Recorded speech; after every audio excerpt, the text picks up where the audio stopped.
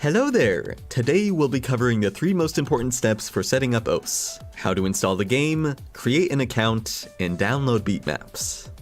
The game's installer is available one click from the homepage. Save the file and open it from your downloads list, then from the new window select a custom install location if you choose. When the progress bar fills, Welcome to us. Click the circles. Congratulations, you've installed the game. A few demo beatmaps come built in and you can play through them all you like, though if you ever want to play more beatmaps, you'll need to create an account. For that, you first choose your username, email, and password. Keep in mind that you can only play on one account, so making multiple could lead to all of your accounts being removed. When that's done, your account will be registered and you'll be signed into OS, allowing you to connect to the game's network and experience all of its perks. Beatmap downloads can be found back on the website though. Locate listing in the beatmaps drop-down to find a massive selection of songs to play along with. Search for anything you want and download one of the results by clicking on this button. Open the file with OS, or drag it into the game window to import it to your songs library. If bulk downloads are more your style though, you can also visit the Beatmap Packs page. Each pack houses a good handful of beatmaps, so you can jump into the action without wasting time on individual downloads. Just visit the download page, extract those files anywhere, and import them all at once. So, with the game installed, an account created, and beatmaps downloaded, you should be fully set up for playing OS. Thanks for watching, good luck, and we'll see you next time.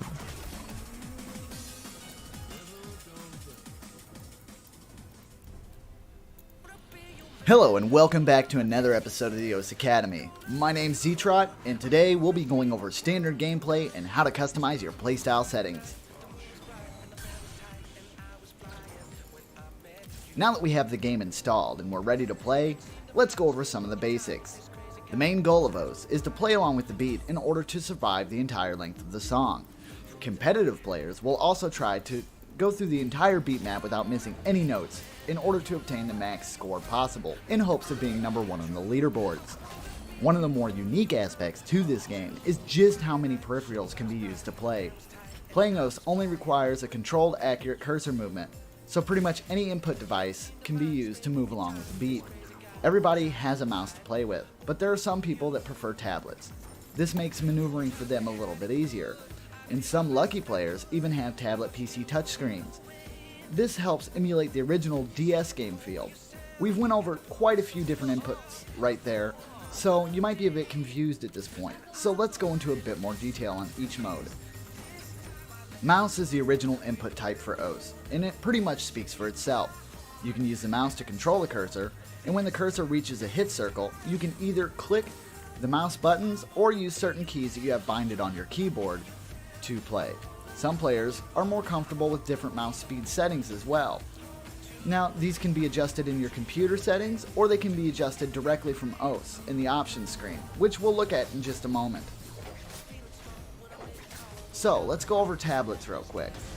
What is a tablet, you might ask? A graphic tablet, or generally just called a tablet by the OS community, is a tool that lets you use a pen to draw digital art. The main advantages of a tablet in OS is for its absolute positioning, which means holding the pen in one place will bring the cursor to the exact spot every time. This will definitely increase aim precision. Of course, tablets cost money and they aren't cheap to replace, so you might not want to pick up one just for OS, unless you're picking up the one that was designed generally for OS. It's a great way to get into the tablet scene, and it's really cool and fun to play with. Of course, the best way to get a feel for different input types is to experiment and try them out. In some cases, things might not feel right. You may feel some input lag, or the game might be choppy overall. If any of these problems sound like something you're going through, you might just need to adjust some settings. You can reach the settings by clicking on the options at the main menu. From there, on the left-hand side, you can adjust almost anything OS related, from the fancy graphic shaders to adjusting your key bindings, to even changing OS's look with a custom skin. In most cases, the default settings should work fine, but if you feel you need to adjust them, here's where it can be done. One of the notable exceptions is the frames per second limiter, which can be toggled anywhere in OS by pressing F7. While changing the frame limiter can yield amazing results, I suggest leaving it on the default unless you get noticeably better gameplay from a different setting. Keep in mind that the older machines may need some graphical settings disabled for optimal performance, like shader effects for example. Now that you've been given the rundown on the different types of input, which will you use? Feel free to try all the input types. There are plenty other input type devices not mentioned here. Pretty much anything that can manipulate a cursor can be used to play OS. You can even try playing it with a gamepad joystick, and if you want a real challenge. When starting the game, you'll obviously want to look at easier difficulties first. You'll be able to tell what song is easy and what song is hard by looking at the difficulty names and the rating stars. And remember, don't forget, you're never alone. You can always feel free to take part in fun multiplayer action against your friends and strangers alike. But we'll go over that in more detail in a later episode. That's all from me today. We hope to see you guys real soon. And remember, rhythm's only a click away. Hello and welcome back to another episode of the OS Academy. My name is Oli Flan and I'm here to show you OS's latest game mode called OSmania. So, what is OSmania? It's based off of other popular rhythm games that have similar playstyle. The main objective is to hit notes in multiple columns according to the rhythm. This play mode is categorized in keys, mainly 4, 5, 6, 7, and 8K. The K means keys, and the number represents how many keys you will have available to press. For example, 7K means you have 7 columns of notes with 7 keys, which you will need to press according to the beat. The more keys there are, the harder it gets. Nowadays, support for the key modes have been added, 1, 2, 3, 9, and 10K, but you won't see those very often. By now, I'm sure you're thinking this is something quite different to get used to. Play it enough and you'll get there for sure. Now, first off, we'll explain the controls and key layouts. Each different key mode has their own different layouts, which will help you play them easier. These layouts are designed to make sure the player is comfortable with them and can press all keys simultaneously without the keyboard locking up. Though for those with USB keyboards, I'm sorry to say that you won't be able to press more than 6 keys at the same time, but with regular keyboards, this shouldn't be a problem. Custom layouts can be set, but the default ones are recommended. If you played any similar rhythm games, you will most likely know which key layout you'll be using, but if you haven't played any of them, nor like the default control layouts, feel free to experiment until you find which one fits you the best.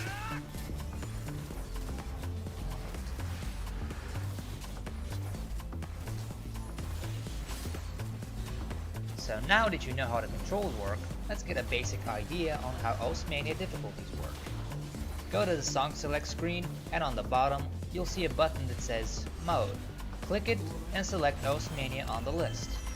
Now if standard game mode difficulties are present, they'll be auto-converted to OSmania difficulties called Note Charts. Now let me explain how converting difficulties work. The harder the difficulty is, the higher the key count will be. For example, an easy difficulty will be usually a 4-key note chart, and the insane difficulty will be a 7-key note chart. As the key mode has more keys, the patterns will get harder and will require to press more keys simultaneously. But if you prefer playing a certain key mode, you can force it by selecting a play mod from the mods menu. If you feel like playing 4 keys on any difficulty, just select the 4K mod and it will automatically convert all difficulties to 4K note charts.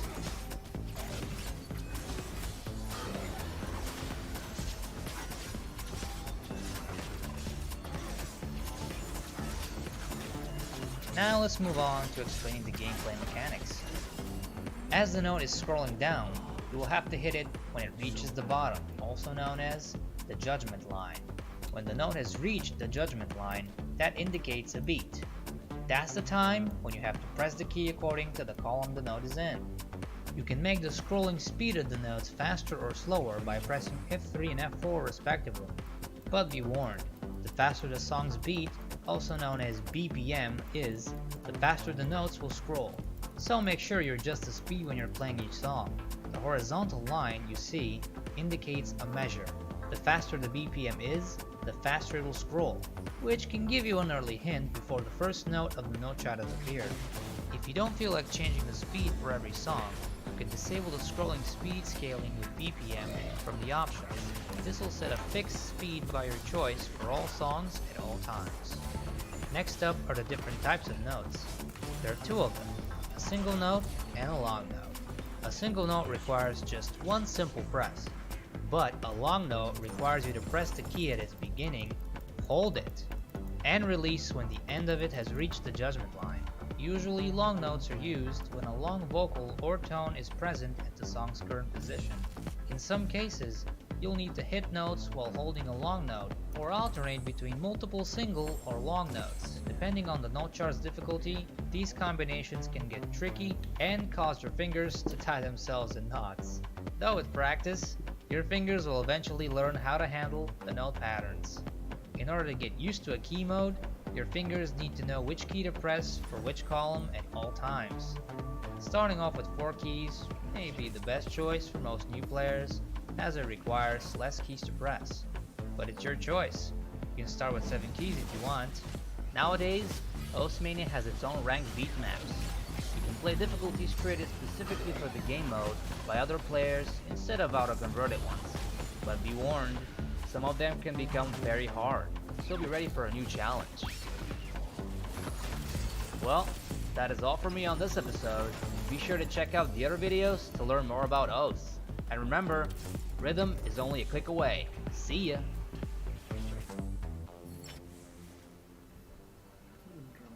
Hello and welcome back to another episode of the Oaths Academy. My name's Ztrat and we're going to be going over the game mode Catch the Beat. Catch the Beat is unlike any other game mode in Oaths because there's no longer a need to hit buttons on time with the beat. Instead, we're going to be focusing more on moving our catcher Yuzu to catch the fruits to the beat of the music. Now, Catch the Beat was the second game mode to be added to Oaths and was based off a minigame from another popular rhythm game itself.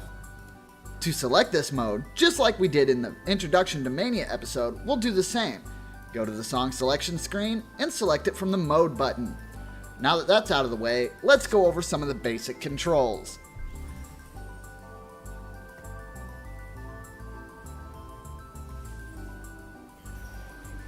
By default, the left and right arrow keys are used to move the catcher. Pressing left shift key with one of these arrow keys pressed at the same time will activate a dash. This will make the character dash in that direction, indicated by a bright glow around the catcher. You will need to make adjustments depending on the space in between each fruit, so don't just hold the dash button. That won't get you anywhere. Use it to make it to fruits that would be impossible to reach otherwise. That's the best way to use the dash. Play around with it a little bit until you get used to how it works. Once you've gotten that down, you'll be ready for the next type of dash, which is a hyper dash. Hyper dashes are automatically triggered gameplay elements in the Catch the Beat play mode, designed to obliterate impossible jumps, where the two objects were previously impossible to catch because of the distance that separated them. It is automatically activated when obtaining a red glowing fruit. This is the first of an impossible pair. This will stay active until you are in range of the second fruit, or if you have already missed it. It will speed you up a variable amount such that if you are dashing, you'll always be able to make the destination in time. Sliders are self-explanatory. The players will be moved slowly on track going left to right for the duration of the slider. And spinners are more of a free-for-all frenzy in which players will have the duration of the spinner time to collect as many bananas as possible. That's basically all the basic controls and gameplay elements of Catch the Beat. Now, there are a few different ways to play it as well, and we'll go over those in just a second. Just like our other game modes, you can map Catch the Beat's basic controls and set them up any way you want to via the options. You can map these to a controller, you can map it to any type of input device that accepts input. One of the cool things to do is to use the Relax mod when starting out with Catch the Beat, which enables you to control your catcher via the mouse. Of course, this is an unranked mode and won't help you towards improving yourself in Catch the Beat, but it is a great way to get an idea of movement and just check out some of the new cool things that Catch the Beat has to offer. Before we go today, I know this episode's a little bit short, but Catch the Beat is quite a simple game mode. But by any means is it not simple to master. It's tough, and it'll take a lot of work and progress to get to the level that some of the other players are here on our game. But as with other modes, I always suggest start off playing the easier maps at first. As you get better, with practice, feel free to tackle other modes. And remember to approach hyper jumps as you would a dash jump, and you'll make it no matter what. Don't let the fact that it's a hyper jump freak you out. Anyways, that's all we have for the Catch the Beat episode today. Thank you so much, and remember, Rhythm's only a click away, and we'll see you all real soon.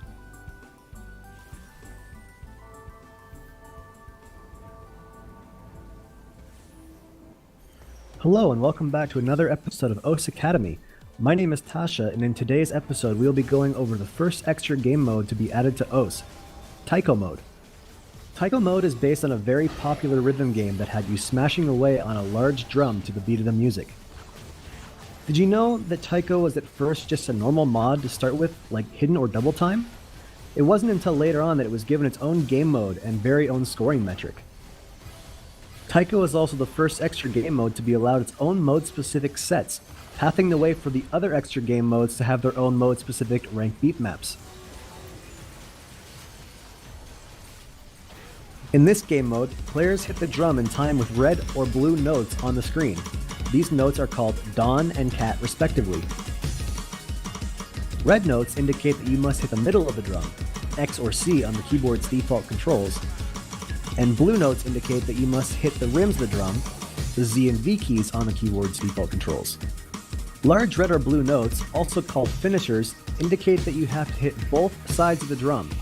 This means for a red finisher you would hit both red keys, and for a blue finisher you would hit both blue keys. Long yellow notes indicate a drum roll of either red or blue notes. Whether you hit red or blue notes here does not matter, as long as you hit the ticks of the drum roll. These do not add to your combo or cause a combo break if you choose not to drum roll, but are important if you want to score high on a map that has them. There is no difference between a large or small drum roll, and both can be hit with single key presses to achieve the same score amount. However, different from the rhythm game it was based upon, there are upper limits on number of hits that give score for a drum roll. There are 4 ticks per beat on a default drum roll that are indicated by the small stars or dots throughout the slider. On songs with a BPM lower than 125, there are 8 ticks per beat, and on songs with a BPM of higher than 250, there are 2 ticks per beat. If sliders were hit too fast, the tick will be missed and no score will be awarded. Therefore, drum rolls require good hand coordination and note reading skills to get all drum roll hits. Big red and yellow circles are spinners. When spinners get to the hit area, they will expand and you will see both a number and a gradually shrinking blue circle. To play spinners, you must alternate between Cat and Dawn to reduce the number to 0 before the blue approach circle reaches the center of the spinner. Spinners do not break combo, but completing a spinner will award you bonus points over a partially completed spinner. As a tip, applying hard rock to a map will make spinners have a higher number required to complete them, netting an even higher score. As with other game modes, there are different ways that players can play.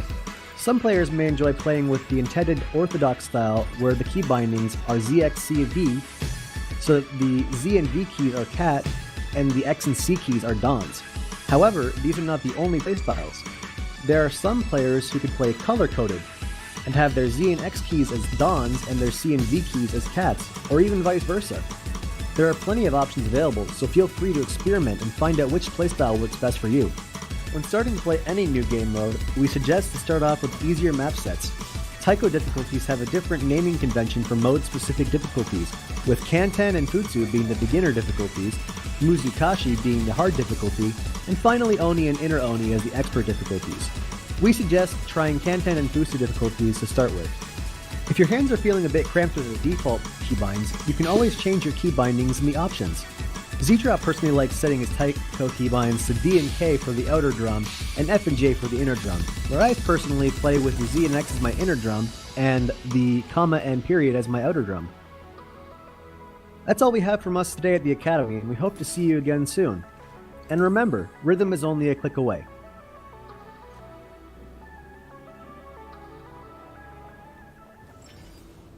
Hello, and welcome back to another episode of the OS Academy. My name's Zetrot, and today we'll be going over the multiplayer mode. As we explained in the standard gameplay video, you are never truly alone when playing Osu. There's a large community of players playing right alongside you, and one of the main advantages of multiplayer mode is that it allows you to interact more closely with the other players and compare your scores in real time. From the main menu, click on the play button, and then on the button that says multi. You will be greeted with the multiplayer menu screen. Once there, you can either select an already active game in progress or create your own. And if you want to get into the action as quick as possible, you may also quickly join a room by selecting the Quick Join option.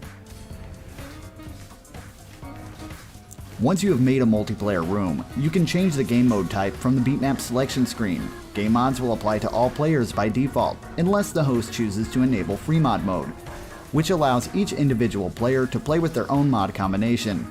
However, this option is still limited, and some mods, such as Double Time and Half Time, cannot be selected as free mods, but will always apply to all players when selected. Once you have made a multiplayer room, there are a few different options and settings that you can change. Game mode. You can change this setting from the beatmap selection screen. Game mods. You can select what mods to use by clicking the change button under the currently selected song. There will also be an option to enable free mod, which will allow players to use whatever mod combinations they want, excluding the ones we went over earlier. Game room size. By default, each multiplayer room can hold up to 8 players, but if you extend this to 16, which you can do by scrolling down to the user list and unlocking extra slots, or just adjusting the selection of the player size when creating your room. There are quite a few ways to play multiplayer, and several different ways to win as well. We'll be going over some of these next. With as many ways as there are to play multiplayer, the host can change the options of what constitutes a win and how the team modes work. So let's go over those real quick. Team modes. Team modes are set to allow players to join teams or just go head-to-head. The different team modes are as follows. We have our classic head-to-head mode. This plays just like single player. Compete to see who gets the highest score. We also have tag co-op. Each player takes a turn at every new combo, working together to try to clear the map. Team versus. 2 teams compete against each other. The points of every player on the team will be added up at once to create a final team score. This mode is also commonly used in tournaments. Tag team versus. This is the same as tag co-op, but with 2 teams of players cooperating against each other. Winning conditions. These changes are what basically constitutes a win. Let's go over some of the changes you could do with winning conditions. Score. The player or team with the highest score wins. This is a default and most common setting. Accuracy. The player with the highest accuracy at the end wins. In team gameplay, this awards the win to the team with the highest average accuracy. Combo. The player who holds the biggest combo at the end is the winner. Late misses can really hurt you here. Alright, with those modes out of the way, let's take a look at some of the features of the online user screen and your friends list. Most of the time, you'll have random users joining your rooms, but other times you might want to invite a friend to play in your match. To end this video off, let's go ahead and discuss some of the online user screen functions and how to add friends from there. The online user screen is a hub for all things user and friend related, allowing easy lookup and access of anyone who is online. Once in this screen, which can be accessed by clicking on the online users at the lower right or by pressing F9, you'll see a list of user panels, one for every single user logged in. From here, you'll have the option to sort users by various metrics such as name, country, and rank, or to type in a name to search for a specific user. If you want to interact with a specific user, simply click on their user panel to bring up their user options menu. This screen allows you to do one of the many options shown here, most of which are self-explanatory. Adding a user as a friend makes it easier to keep track of what they're doing and allows you to receive notifications when they come online or offline. The online user screen also allows you to easily see what all players are doing at any given moment. The background color of each user panel changes depending on what the user is doing currently. So seasoned players can just look at the color to know what's going on with the user. Here's a list of possible user panel colors.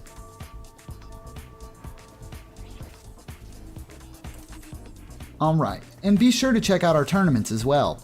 There's a large variety of official and unofficial tournaments going on at any given time, so keep an eye out for the announcements for scheduled times. Well, that's a wrap up for this episode of the OS Academy. We hope to see you really soon. And remember, rhythm's only a click away. Hello and welcome back to another episode of OS Academy. Today we're going to take a step into the world of making beat maps. Now for some this might be a little bit intimidating, but we are going to walk you through it every step of the way. to start things off, we do have to have music to work with, so we'll be showing you how to import an MP3 into OS. Let's select a song from your library of music. My music's in my music folder. I'll just go over here real quick and grab that. Alright, and once you have found the song you want to map, a simple drag and drop will get it right into the game. However, if you do plan to get your beatmap ranked, you'll want to make sure your MP3 adheres to the ranking guidelines. We'll put those up for you in the top right of the screen. Now, once you have your MP3 adjusted and imported, you can access the editor by selecting the song. Once in the editor, you will be met with the song setup screen. There are quite a few things to change here, but for this demonstration, let's just get our difficulty named and we'll press OK. Now, if your MP3 doesn't already have the artist and title metadata, you will have to fill that in as well. Now, we should now be in the timing tab. This is where you can time your map. This can be either easy or hard, depending on if the song has multiple BPMs and if you have a good ear. I will cover timing in more detail in a future episode, but for now, we're just going to go ahead and skip over that. And after your map is timed, you may wish to add a background to bring your playfield to life. Some people can't work without a playfield. Some people need it blank while they map it. It's really everybody's preference. You can do this with a single drag and drop of an image file, or you may use the Add Background button in the Design tab that we'll go over in a moment. Again, if your map is going for ranking, there are certain criteria guidelines that must be met, and we'll go ahead and put links to background guidelines up in the video as well. So now that we're done with all that, we're going to go ahead and go down, and now that the timing is added, you can start to look around the editor. We'll be going over each of the editor buttons and what they do. The main tabs are as follows. You have Compose tab. This is where hit objects are placed and edited. Most of the time spent in the editor is going to be done here. You also have Design. This is where storyboards are made. Good storyboards can take as much time or even longer than making a good beat map. So most people only use this for inserting backgrounds or little other things. We'll cover this tab in storyboarding in a future episode as well. Timing. Now, this is where the song's BPM and offset are entered. This window will also control hit sounds if they aren't constant through the entire map. And song setup, it'll be the first screen you meet, but we'll go over it as well. This is where various options regarding the maps are set. This includes combo colors and even difficulty settings. And now I'll go ahead and go over each button in the tab. In the Compose tab, you have the Select button. This button will let you select notes that you've already placed, allowing you to edit either their position or timing. Circle, this button, it pretty much explains itself. It allows you to place circles on the timeline. Just move your cursor to where you want to place the circle and click. That'll probably be your go-to button for creating maps. Sliders. This button will allow you to place sliders and shape them to see how you fit, however they fit, really. The left click as many times as you want to create path points for the slider to follow, then right click once you're done placing points. I will go over shaping and making good sliders in a future episode. Spinners, these will allow you to set a spinner and its length. You can left click where you want the spinner to begin and right click where it should end. The new combo button allows you to select a new combo and remove one by clicking it when highlighting a circle or slider start. The whistle, finish, and clap buttons, they allow you to assign hit sounds to your notes. Highlight whatever note you want with the select tool and then press the button on the right for the hit sound you want. Grid snap will enable notes to snap to the grid you have selected. We will go into more details on the grids in a later episode. There's a lot of stuff to cover here, guys, so we're going to go ahead and walk you through what you need for your basics of mapping today. And distance snap. Having this enable means the distance between notes will always match the length of time between notes. This should be in most cases, especially for newer mappers. You should probably keep that on for the beginning and start experimenting once you've gotten a little bit better with how the editor works. Lock notes. If you highlight a note and press this button, you'll be unable to move that note around. You can still apply hit sounds, new combos, and so on. This can be useful if you accidentally keep dragging notes when you select them. We also have the timing panel. This is a panel we saw earlier when timing the map. You can if you change your mind about slider settings, or even if you want to change the timing itself, you can return here at any time. And the song setup. This is where you could set difficulty settings as well for your map, as well as edit all the miscellaneous options that aren't covered anywhere else. You can name your map difficulty anything you like. but make sure the difficulty settings match how hard your map actually is. This should be everything you need to know to start off mapping. Now that you have put everything together, let's try placing some circles on the playfield. To place beats, you can either scroll back and forth across the timeline with your scroll wheel, or you can place beats live with the music by pressing the play button down at the bottom right. You can also select one of the several different playback speeds to make sure you place notes at the right time. If the music's going too fast for you, don't worry too much about where you're placing the beats, as we can move them later. For now, just focus on keeping them snapped to the music. I personally recommend placing no more than 20 objects at one time, so you can properly structure each combo. While we are on this though, I think now is a good time as ever to go over some of the game's shortcut keys. These will come in handy while mapping. We'll go ahead and put an overlay over here for you so you can see that. These should be the main shortcut keys you use. There are more complicated editor options, but we'll go over those in the future. Now that you've been placing beats for a while, now it's time to test what you've created. You can test your map at any time by pressing the test button at the bottom of the editor next to the play and pause buttons. Be sure to test your beat map often, as it is one of the best ways to find errors in your map set. You may also submit your beat map to OSU by hitting Ctrl-Shift-U and following the instructions on the screen. Submitting a beat map allows others to download it for themselves and allows others to take a look and help point out problems you might have. But remember, there are tons of submissions out there, so most people would rather have help with maps that aren't total disasters, and I hate to be blunt with it, so make sure your map is the best you can make it before asking for help. Well, that's all from us for this episode. Keep playing around and see what you can create. We'll explain to more advanced editor functions in later episodes, so keep an eye out. Until then, we'll see you real soon.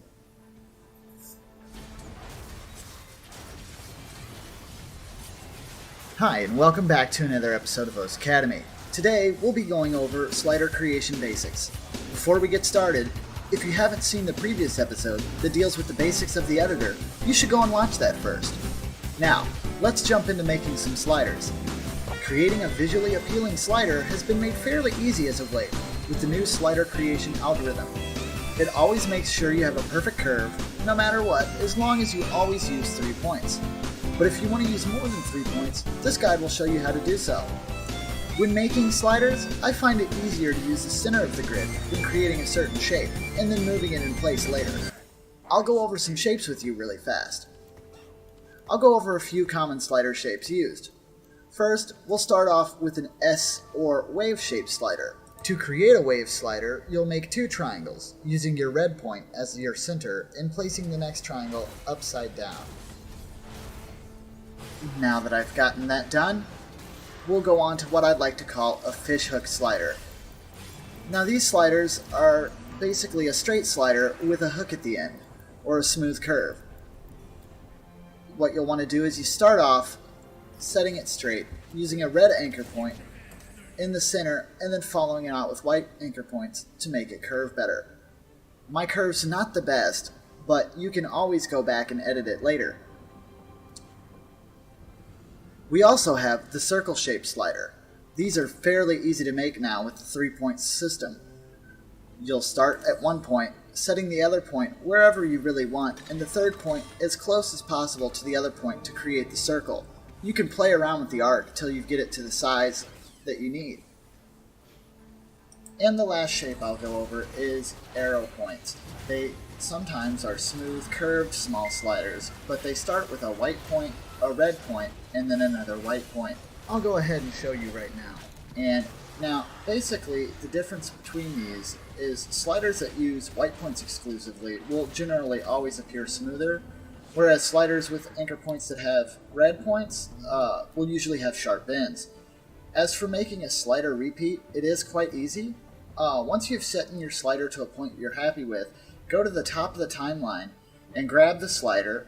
Your end of the cursor should change to indicate that you can pull it, and pull it across the timeline to the where you want it to go, and it will repeat. Now you can do this as much as you like, but sometimes it'll be seen bad in a map if it repeats too many times, so try to limit the use of that. Well, that's all from us here at the Academy. We hope to see you real soon. Hello and welcome back to the OS Academy. Now, continuing in our series of mapping editor basics, I'm going to take today's episode to talk about timing. There are tons of ways to get proper timing and many methods on how it can be done. But for today, I'm going to walk you through what most mappers start out to use to get a decent timing and give you some tips that might help you out along the way. So, first off, let's go ahead and get into the editor. Now that we've made it into the editor, let's go ahead and go to the timing panel. Now, once we've reached the timing panel, you'll notice a small box at the top right. This is where we'll tap out our timing. It's pretty hard to miss. It has 4 tiny boxes and a big tap here button. Now, you can use the T key to tap or mouse clicks. It doesn't matter which one, user preference. And what we're going to tap to is the metronome. Now, what is a metronome, you might ask? Metronomes are the background beat, almost always staying consistent unless the song has more than 1 BPM. This song does have more than 1 BPM in this demonstration, so we'll show you how to time multiple BPMs as well. If you're having problems finding a BPM, you can use a program called Mixmeister BPM Analyzer to help you get a close idea of what the BPM should be.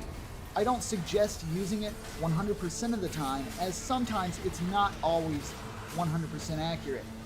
Now, I'll go ahead and time out this section here by tapping it. I have pre-timed this map to make it a little bit easier to demonstrate.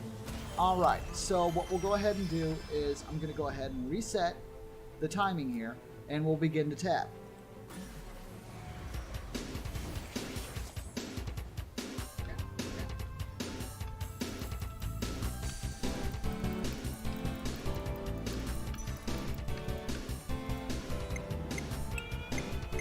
Alright, now what you're hearing here is the metronome. Notice how it sounds. See how everything seems to fall on a beat? That's what you want to look for. When you've got the metronome right, you can fine-tune the offset and always test your timing out. Even if you think that you've got it right on the first time, chances are you probably don't.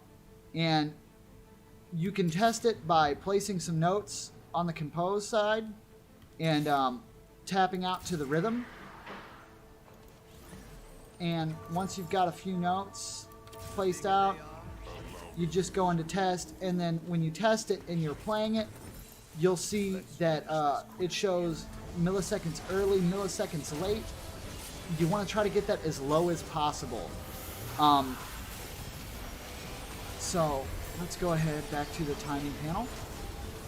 And now that you've gotten that done, you can fine-tune the offset. The actual offset for this song in particular is 0. So we'll go ahead and manually set that in the timing panel. I'll go over the timing panel in more detail in just a moment. So let's go ahead and set that offset there. And now I'm going to talk to you about BPM changes. As the song progresses, let's go ahead and listen to the song as it progresses.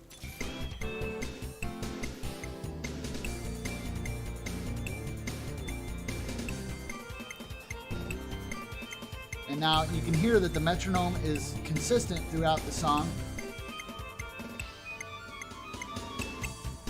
And now the BPM has changed. Now, I've already set up this section for what it is, but to show you what you do in a situation where you don't have this BPM already set up for you, I'm going to go ahead and delete this section real quick, removing it. And we'll go ahead and listen to this exact part again now. Now, if you notice, the metronome sounds completely off. No longer does it sound in sync with the music or in tune. So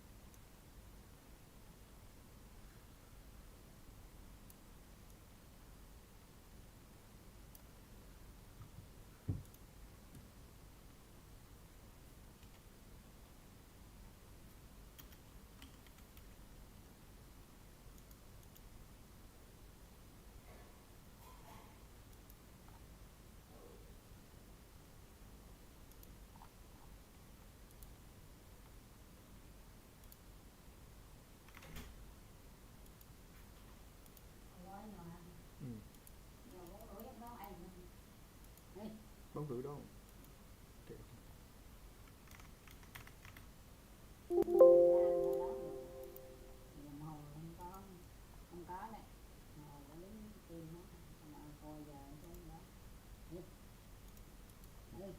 Biết rồi, biết rồi.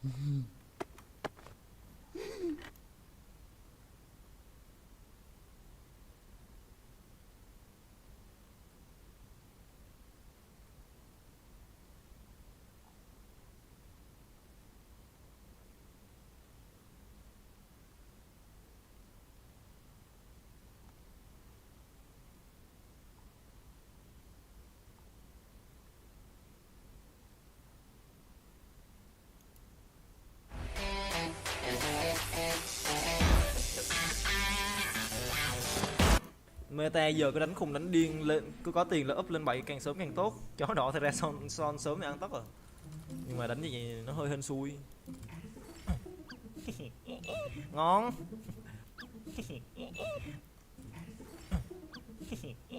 Ngon. Thôi em chè biểu diễn cái. Đầu tiên là cho hai mày bèo. Làm tiếng mắm cái đã. Tiếp. Trong này bèo không? Mong muốn là tụi một chết không? Nhỏ nhỏ cái bỏ hơi sợ, sống chuỗi. Photoshop rồi, một các video vui vẻ không có dùng cái gì nữa. Từ nhớ cái chuyện anh nhặt nhá. Ê, làm một game gì đó luôn anh em, cái game gì đó. Anh biết làm game gì chưa? Làm cái này đẹp này. Chèo Chun Noibu nhá. Chun Noibu mà lại để cái avatar là cái hình anime à, hay đấy chứ. Giống như là em chị Kim Long nha, Kim Long à. Hay là Kim Long thật. Đấy cộng 1 này, không nhiều người này. Đấy đủ là có tiêu rồi chứ. Đồ. Ê, hay. Cái điều kiện top 1 tới nữa, mà mình nghĩ là hôm nay mình đang đánh khá bay. Cho nên là top 1 khá là khó mà có thể thoát được khỏi tay của em chè tí tí. Một cái dép lửa này, rồi một cái gì nữa? À không, một cái dây chuyền đi.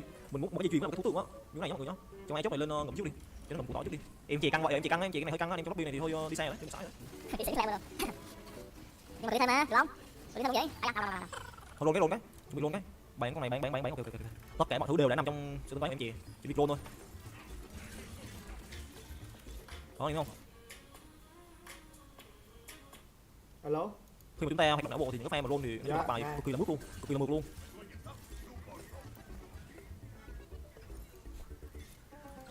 Dạ. Thử nhé. Mượt chưa? Mượt chưa?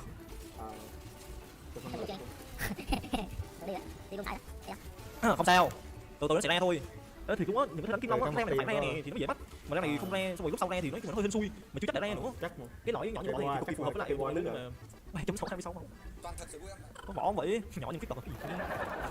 Chỉ còn ai đáp đó một túi mà. Sột chưa? Một túi. Sột chưa có lúa chứ hết. Chắc cây bo ngon hay là hơi cây hơi. phần lâu đó à. Mấy hai nhóc. Nhanh cắm tay trong kênh nhá để cho nó chắc kèo là tốt được cái quả cổ mọi nhá. Đây cái này bắt được đó mọi người, cái này nhìn công thế khá là easy á. Khá là easy win đó. Anh em không dùng cái gì cái này là đang bao nhiêu điểm nhỉ? 690 mấy á, 680 thì phải. Thì game này chắc là lên 750 rồi. Nói chung là cũng không có quá khó khăn đâu. 3.5 thì có vẻ là có thể đi nhưng mà tới 4.1 thì mọi chuyện nó sẽ quá là khác bọt rồi. Tập ấn nút W như chì mà mấy lần đấy luôn không đồng á. Cái gì mà nghe sao nó lú vậy? Nếu muốn cấp 1 Cái gì cái thể đó. thì phải là cái xịn. Thì nó phải là cái xịn. Vô y cầm cung ngon. Mai cầm cái nước mắt cũng ngon. Nhưng mà không. Phải thật sự là tận tâm, một là top 1, hai là top 8 không, ý là một là top 1, hai là top 2 á. Không phải là không có đó. Sẽ có mua mình cũng bị thấp. Đây rồi. Cung xanh vô cực. Cái gì bùa? À quay nước vào nào, Tôi lấy rồi. Chúng ta tôi lấy rồi. Chắc mình cấp luôn á. Tôi nhanh đi tranh thủ còn có tướng nữa. Nghe ghê không? Từ nha. Máy chiếu. Ê hay đập đồ đi không? Đi. Một cái này vậy. Hiện tại meta này thì khá có nhiều nhà đánh son đó, cho nên là cái dây chuyền ở dưới nó sẽ hợp lý luôn á. Ổn đấy. Tiếp tục nhanh con này. Ok. Cho bọn trên tầm bắn kim cương nó sẽ ổn. Sai đấy, chị sai là tôi chỉ á. Bắt giờ xua lại đã. Cái này lên bắn thì 3 sao đấy mọi người nhờ. Tại vì mình có chọn nó có vỏ ấy, chạy các dụng Soraka trong đội hình cả. Con bay khá là ngon trên thanh này vậy. Ok, tiếp tục con mai còn rồi, nhưng mà con kim cương Ôi da. Mày ghê vậy? Mày ghê thì. Ngọt ngào đến mấy con tan thành mây. Đùng. Ok. Thế rồi, mình quên ngỡ rồi mà không được. Ra này cho con này cũng ok. Ổn. Nhà này cơ bản là có cái bóng tối á, nó cao to được cái này. Nó khó chịu một tí. Ui, vô đi xài siêu thích quá, hợp lý quá. Con này một cái đắt tiền thôi. Thằng Hoa này hợp lý này. Ok, nhà đi. Vô y 1.700 cái 1.700 em. Anh em biết cái chiến thuật marketing không? Kiểu nó không phải marketing lại kiểu là mình khen người khác á, mình khen người khác hay xong một hồi sau mình chính là người đóng người đó để cho thấy mình hay hơn ấy. Đó, kiểu vậy. Ông top 1 hay vậy ta? Ông này chắc cũng phải tầm top mấy đấu á, tầm top 2 top 3 đấu gì đó. Con này khó chiến thuật hả? Mấy cái thế này thì hồi xưa trong mình thử mình có coi không? Phải là 5 tiền 3 sao. Phải là 5 tiền 3 sao đi ơi. Từ nha xếp bài nhà cũng chỉ rồi. Nhà đấu lại cái gì nữa? Cứ giả vờ với tôi. Ai da. Cái này chưa hình dung này á. Biết rồi để ra xong drone. Mình muốn xếp bài cho nó kỹ một tí mà biết nhà này lùa chứ. Ác mai ác đạn thì. 2 1 nè, 2 nè, 3 nè, mày đi.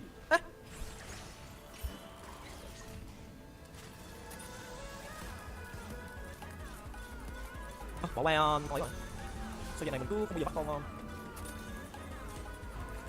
này easy anh em ạ, easy. Cơ bản là mình cao to 3 này không?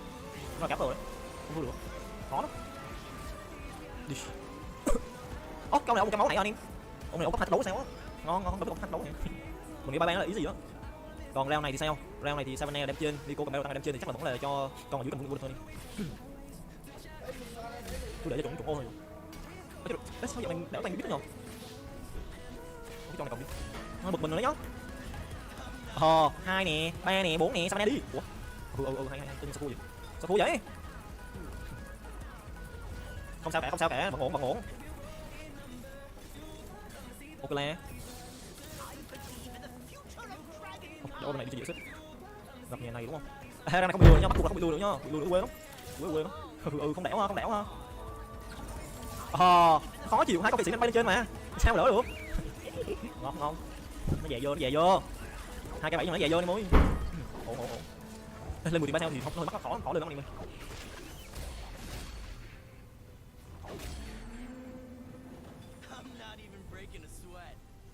Welcome to the human rights session of International Forum One Korea. I'm Kenji Sawai, Northeast Asia Director at Office of Strategic Partnership, the Global Peace Foundation. The title of this forum is Free and Unified Korea, a catalyst for regional and global peace and development. To realize a unified Korea, first, freedom and human rights must be guaranteed.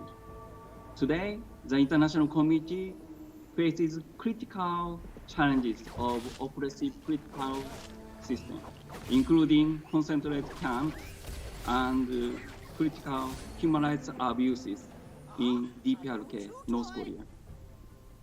The complete COVID blockage of the DPRK border, malnutrition and corruption. Even after the COI report of the United Nations reveals the cruel realities. human dignity and innate value, the God-given human rights, must be preserved in all members of the human family. The resolution of human rights crisis in Korea can finally be achieved through a fully unified Korea. In this occasion, especially to seek to advance international cooperation for human rights and freedom, peaceful international humanitarian intervention, religious freedom, legal actions, solving the divided Korean family issues, and approaches for transforming the system in North Korea. So before I go to speakers, first Q&A session after these speeches. So please, using the bottom, please write Q&A. So we welcome in Korean language, English, even Japanese, okay? So please write down. We will reply later. So also detailed bio, there's detailed bio on Graphics Foundation web.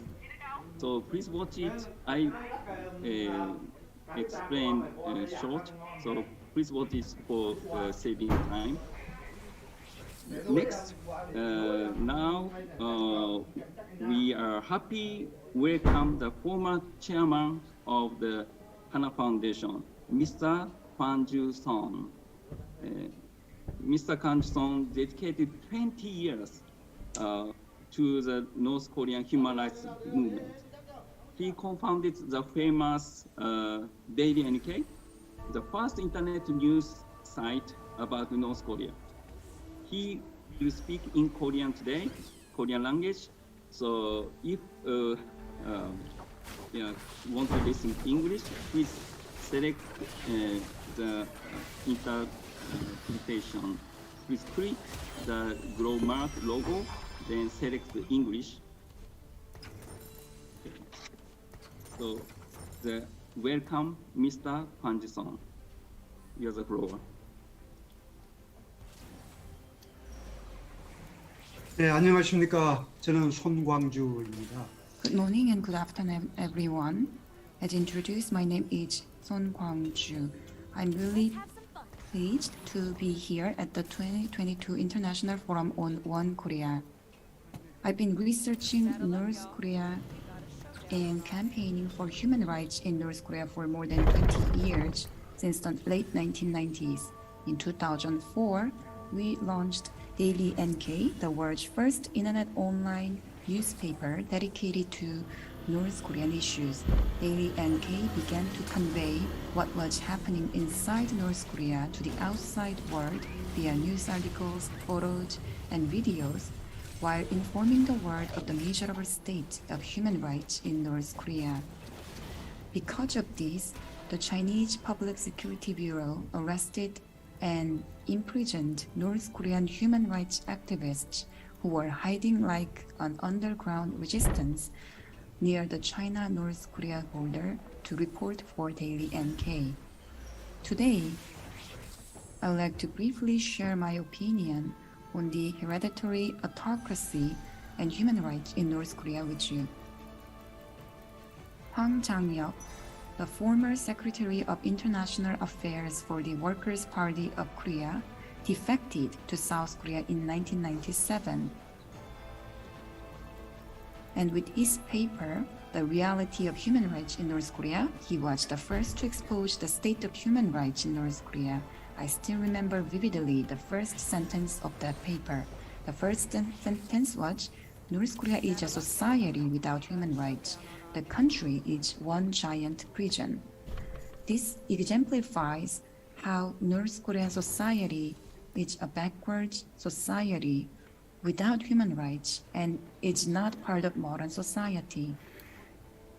In 2013, chaired by the former Justice of the High Court of Australia, Michael Kirby, the Commission of Inquiry, or COI, on Human Rights in the Democratic People's Republic of Korea was established by the UN to to investigate the state of human rights in North Korea in earnest.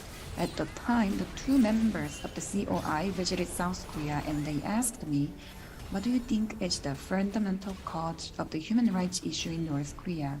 And I responded by quoting the first sentence of Hwang Jang-yeop's paper. I explained to the commissioners that the human rights issue stems from the system of North Korea itself. My reply was faithfully reflected in the Commission's report published the following year. Today, many people think of the North Korean regime as just an extreme autocracy, but that is not the case. In the late 1960s, the structure of the hereditary autocratic leadership of North Korea began to take shape and was virtually perfect, both in theory and practice.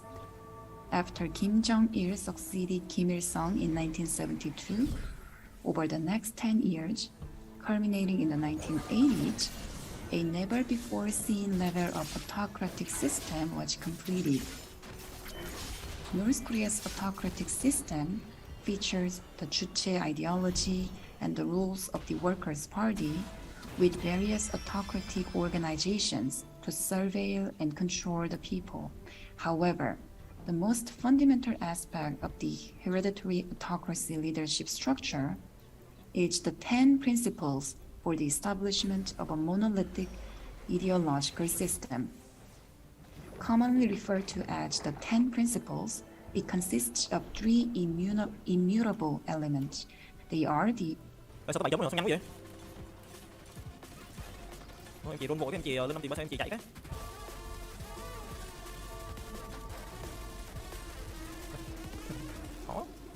Khó lắm anh em ơi. Là số. Vô ban nhẹ đã anh em ạ. Bây giờ này thì nó không có còn quá là xa lại anh em đúng không?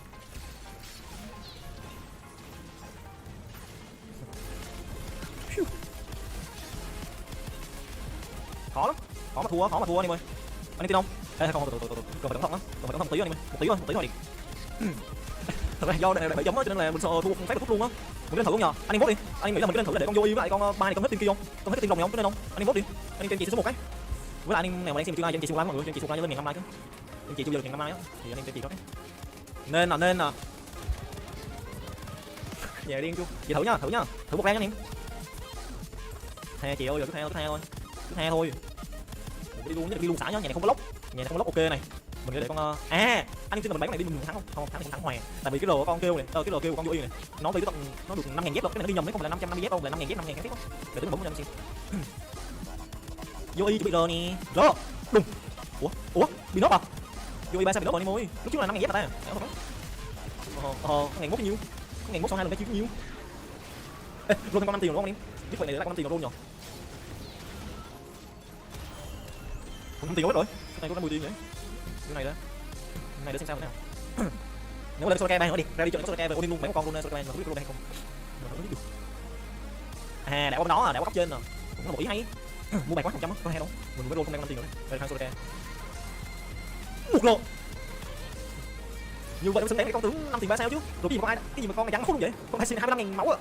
Thế chị rồi. Sorakai, không ra. Con ba này để chị lọt khe nha, để chị bị cái lọt khe cái. Đây. Samsung Neo QLED 8K, công nghệ Dolby Atmos không dây đầu tiên trên thế giới. Âm thanh vòm bao trùm mọi giác quan. Công nghệ AI nâng cấp hình ảnh lên chuẩn 8K. Công nghệ đèn nền Quantum Mini LED 14 bit cho chất lượng hình ảnh 8K vượt trội. Neo QLED 8K, vượt đỉnh 8K, vượt xa đa nhiệm. Sản phẩm ngự y Mật Phương, đông y thế hệ 2 hiệu quả vượt trội. Thái Y Việt, nơi làm việc của các ngự y thầy.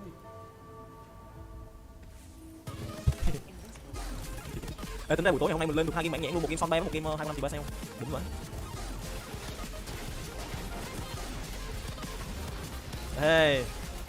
Ê. Từ nhớ nhưng mà ra xong mình lên bán 2 con kia được luôn nhỉ. Luôn Yasuo bay không? Bây giờ Yasuo cầm cái này để cầm bốc đồ này. Thử thế nào? Nó rất kìa, không để ý á. Nhưng mà kìa đi lúc cũng vậy à. Lại ơi, có bị hết rồi, đúng đấy. 1 rồ này. Bao nhiêu 5 chấm tốc đánh tay xong một lần lốc. Có nên luôn không em? Có nên bán luôn không?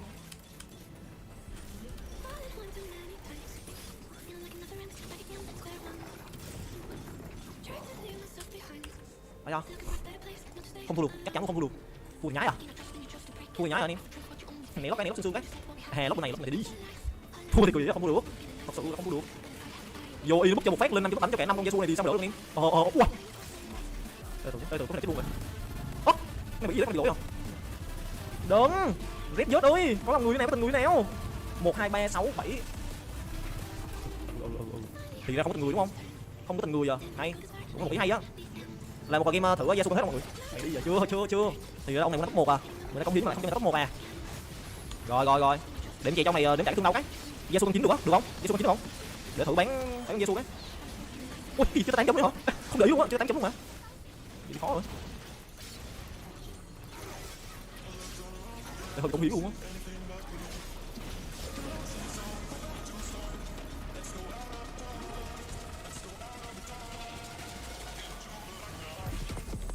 Thế bị lốc rồi anh ơi, hỏng rồi. Lốc O2 trong góc này là cút rồi.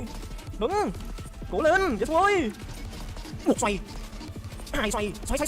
Hắc cung. Ê, chơi game á, nó phải là như này nó xuống để cái đu. Kiểu mình chơi đùa cảm xúc anh em, nó ép. 450 quá 750 luôn. Hợp lý cho anh em.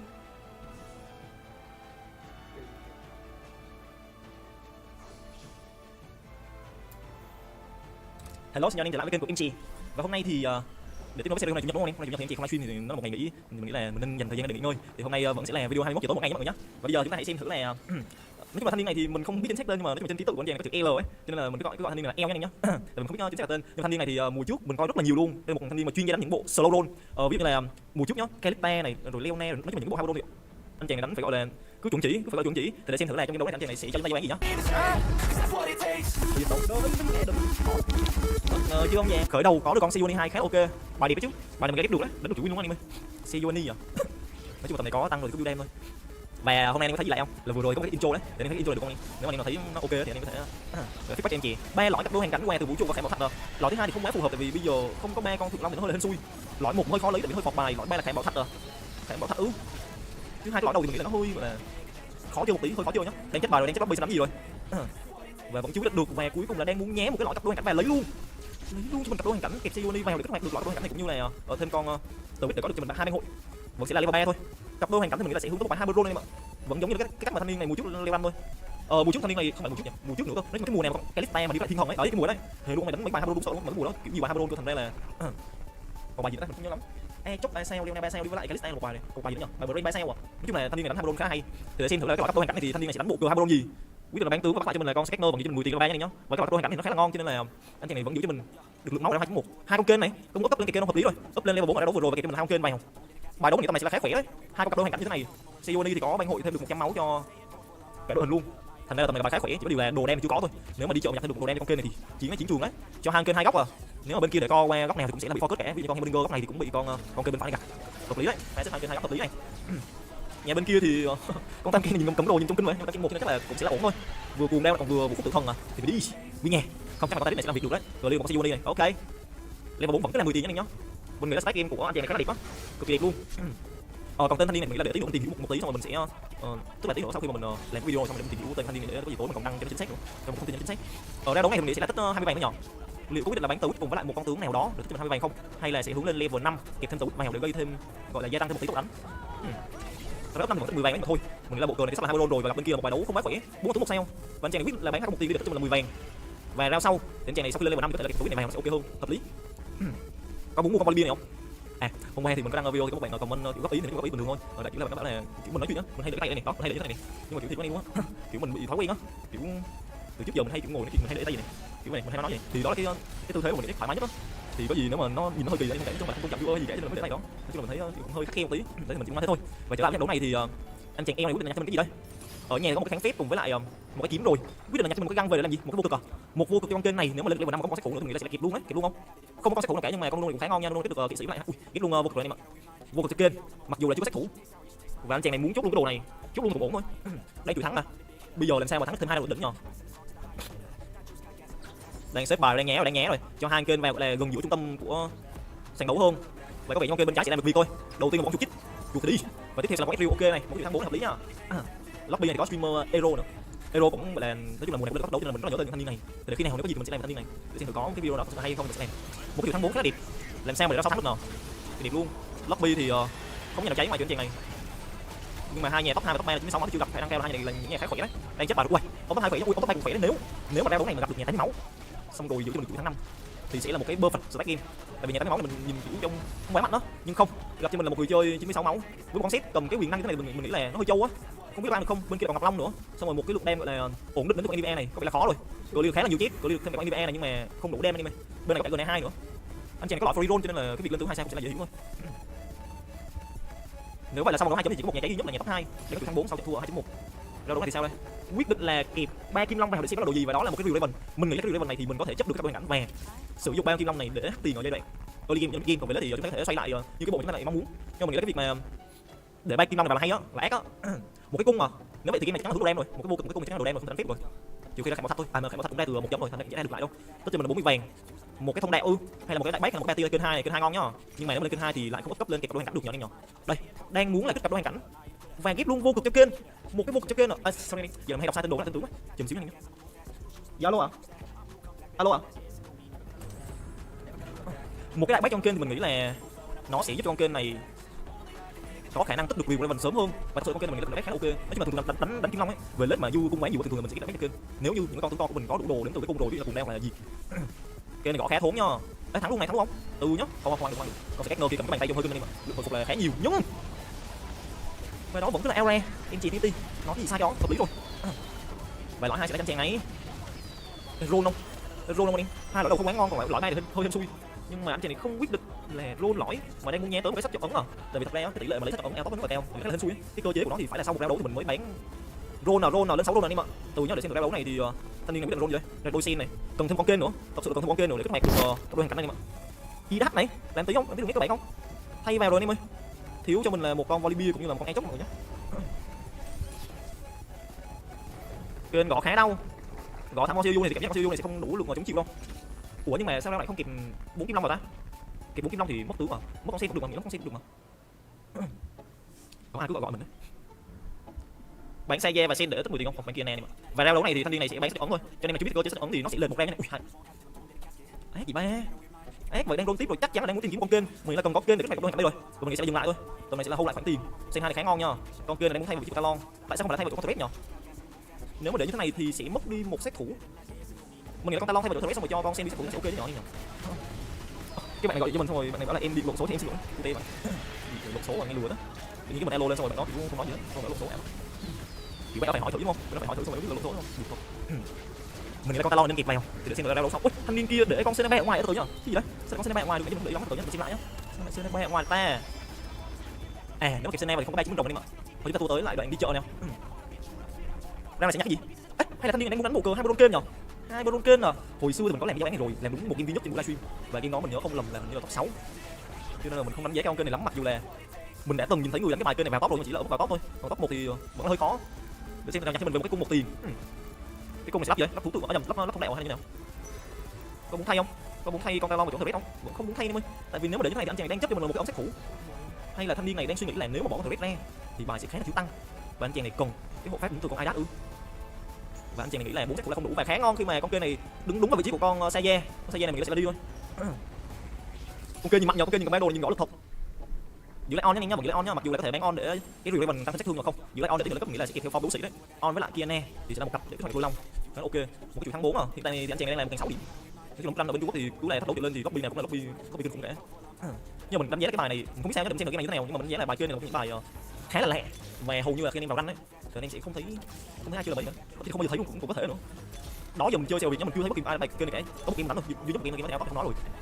Nhưng mà nếu mà anh em muốn đổi gió, nếu mà cái kết quả của trận đấu này mà nó hơn kỳ vọng mình mong chờ thì mình nghĩ là anh em có thể thử là có ghép luôn ghép máu không có, ghép không kịp, thành ra là con game bị chết luôn, có nhầm có đắt chứ. Thì nếu mà anh em muốn thử những cái bộ cờ mà hay lẹ mà vẫn mạnh thì anh em có thể thử. Một cái Winstep 5 này thắng luôn cả nhà, tự nhiên sự này đùa đâu. Rồi mà chắc là hướng lên level 7 thôi. Ví dụ như là khi mà anh roll là đang được nói luôn á, đang được nói là tại vì có các đôi hành cảnh cho nên là mình nghĩ là cái việc lên level 7 xong rồi roll thì nó sẽ hợp lý hơn. Tại vì kiểu anh chỉ có thêm slot đấy, anh chỉ có thêm slot để kịp vào. Cái này ví dụ như thế này, anh chàng này có cho dù là muốn kịp 4 set cũng có thể kịp được cơ. Thì thì mình nghĩ là lên 7 thì nó sẽ có new slot hơn ấy, thì kịp tướng vào thì nó sẽ ổn ép. Một con đồng 8 tiền là siêu du à, bán tướng tích tiền anh em ạ. Đang roll rồi, roll lên vào 6 talon này, đôi talon này làm tí không? Mua con cái Dyna vào nó bị cái đấu này chắc mình nghĩ là sẽ hướng 6 sát thủ rồi có 2 ống rồi mà. Con kia này ngon nhá. Kênh 2 không? Ui kênh 2 luôn này. 2 kênh 2 có chọc cho thì không phải nghĩ. Ai đắt thì nghĩ chắc là thôi. Ai đắt thì còn một sale lúc sau lần này sẽ bán ai đắt đúng không? Bắt đầu bán tướng nó tích tiền lại để cho Raven này nó sẽ gia tăng thêm lực đam. Một cái gì cho ai đắt à? Chưa hiểu ý đồ ở đấu này lắm. Một cái gì cho ai đắt tại sao không phải là trong kênh cầm? Tại vì dù gì là mình cũng dùng cặp hoàn cảnh, cho nên là cái con kênh này chắc chắn là mình sẽ kịp ở những giai đoạn tiếp theo khi mình chưa lên kênh 3. Và con kênh này cầm gì chắc chắn sẽ là ngon có ai đắt rồi. Xin lỗi một thôi. Lấy cái biệt ám sát này là đẹp này. Cái biệt ám sát này thì ủa, cái này cái tàng hình hay là cái tăng mana tiêu hao của bên kia ta? Để tí nữa có bắt mình sẽ nhìn mình sẽ nói nhá. Nhưng mà mình cảm giác cái gì của ai đắt này hơi chôn một tí. Hơi chôn nhờ. Đang eco tiền lại, cảm giác là phải giữ tiền để cho Raven này nó mạnh hơn. Nhưng không, sau khi nói xong làm chuyện này vẫn tiếp tục là roll. Được nha, được cho bộ tèo. Đánh con kênh này, kia này, rồi kia này 3 nhá mọi người nhá. Rồi hết 2 rồi, cũng được lên không? Lên anh em ạ. Rồi sao đây? Kênh 3 luôn em ơi. Kênh 3 luôn. Để mình xem thử con kênh này có sự khỏe không? Con kênh cầm bao này có sự khỏe không anh lên tụng kênh không? 1 gặp, 2 gặp, 3 gặp, W. Chưa mạnh lắm nhỉ? Chưa mạnh lắm anh em ơi. Chưa mạnh thì từ từ mạnh anh em ạ. Ui, con kênh bên kia một mình bấm con thời gian đi. Cái con kênh 2 cầm không đồ ấy, không cầm đồ ấy. Ác gõ là ác anh em ạ. Để mình xem là cái giao án này thì kết cục nó sẽ đi về đâu nha anh em nhá. 85 máu rồi ra 4.2 giờ, vượt máu là khá nhiều. Tiền thì nãy giờ vẫn đang là con kênh 8.000 đam luôn. Gắt gì trời. Nhưng trong cái đam nhưng mà không, do bà bên kia tăng nhiều quá thành ra là nhìn nó hơi là yếu, nhưng mà lúc sau nhìn vào chỉ số sát thương gây trong combat thì cũng nhận là cao thật. Có một nhà set 3 cùng với lại Sena 3 nhá. Chắc là eco một ra xong rồi lên cấp rồi. Ui, nó bị mạnh chưa? Anh em nhìn đi, một nhà Sifen có cả vô y, Sifen 2 cầm 3 đồ. Bà là bà Sifen cóc, xong một nhà set 3 Sena 3, lõi cùng long. Và lõi cùng long thôi. Đây rồi đánh mình một cười vậy. Nhà Sifen nữa. Nhà Sifen hơi cưng đó. Anh em nhìn cưng chưa? Rai 2 52, Silat 2, Sifen 2 tầm này không cưng gì chịu rồi. Còn mình ra đấu này thì chắc là thanh niên này sẽ thua thôi. Con Sifen làm cắn không đỡ được anh em ạ, không đỡ được. Ê mình chưa hiểu gọi là làm sao để con kênh này lúc sau có thể gọi là hệ gục được cái con Sifen này nhờ, con Sifen cầm cái vũ điệu nhá. Trông nó hơi gọi là chiến trường một tí. Cái gì này mình nghĩ là tí chắc để lại trong kênh thôi, trong kênh cầm vô cực đại bác cái gì mình nghĩ là như vậy. Thì bây giờ chắc là sẽ tìm cái tiên băng đang có một đứa mặt ở nhà rồi, và cái dép này thì là 5 tiền khá là ngon, nó nhặt được tiên băng sẽ là đẹp luôn ấy. Tiên băng cho Dyna hoặc cho kia nè, mất rồi em ơi. Nếu vậy sẽ nhặt cho mình cái gì đấy? Một cái găng ư? Một cái găng để có thể phụ đam, cho một tư cách phụ đam cầm đồ bàn tay chẳng hạn, hoặc là vô cực. Mình nghĩ cái nước mắt này thì nên giữ lại làm cái tiên băng, nói chung là bộ cơ này cái tiên băng khá là ngon. Có hướng lên level 7 không? Không mà. Mình biết sao rồi, mình biết sao anh chàng này quyết định giữ tiền rồi. Tại vì con kênh này nó cầm Raven nó đang gọi là tích được 85 số ấy. Thành ra đang muốn cho nó tích được 100 số để lấy đồ cái đã, xong mình mới bỏ ra. Nhưng mà sau khi nói xong anh chàng quyết định lên 7. Nó lên 7 thì hợp lý. Thường sau ra chọn hoặc sau ra quái thì sẽ là một round để anh em đứt. Vâng, giữ lại sen 2 nha, thì có vẻ như bộ cờ này lúc sau sẽ đánh kịp thêm cả con sen này à. Con sen cùng long rồi nhỉ. Ui, này UI2 á. UI2 á chính chắc. Từ nha, con kênh này gõ hơi chiến nha bộ. Mà đó nè, một cái fit nỏ xét không? Nỏ xét bàn tay không?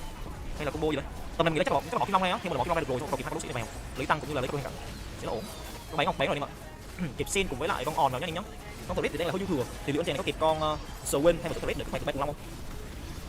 Cũng được, cái này cũng được, nghĩ là cũng được. Kịp đôi kia nè và ngon cơ, cặp đôi hành cảnh trong kia nè nữa. Mình nghĩ chắc đủ đồ thôi. Thôi trong on đi không, cho sen đi sức phụ. Con sen đi sức phụ rất là hay đấy chứ. Trong sen đứng bên cạnh con kênh ấy xong rồi nhảy ra sau nó lại cái vùng bảo vệ trong kênh. Hợp lý. Hay nha, cái này một chiếc lõ nha. Ui, kênh đấm đấy nhờ. Nhưng mà con Yasuo tiếp cận rồi sao mà sát thương được. Nếu vậy thì ra đấu này sẽ là một ra đấu caro thôi. Từ nhá, con Yasuo xoay rồi. Một xoay, đánh thử xoay này. Hay, kênh mạnh nha nhá, kênh này rõ ràng là mạnh đấy. Nhà bên kia cũng không phải yếu lắm á. Level 7 50 tiền, thanh exit thì lên một nửa rồi. Đồ này thì khá là nhiều đồ nhá.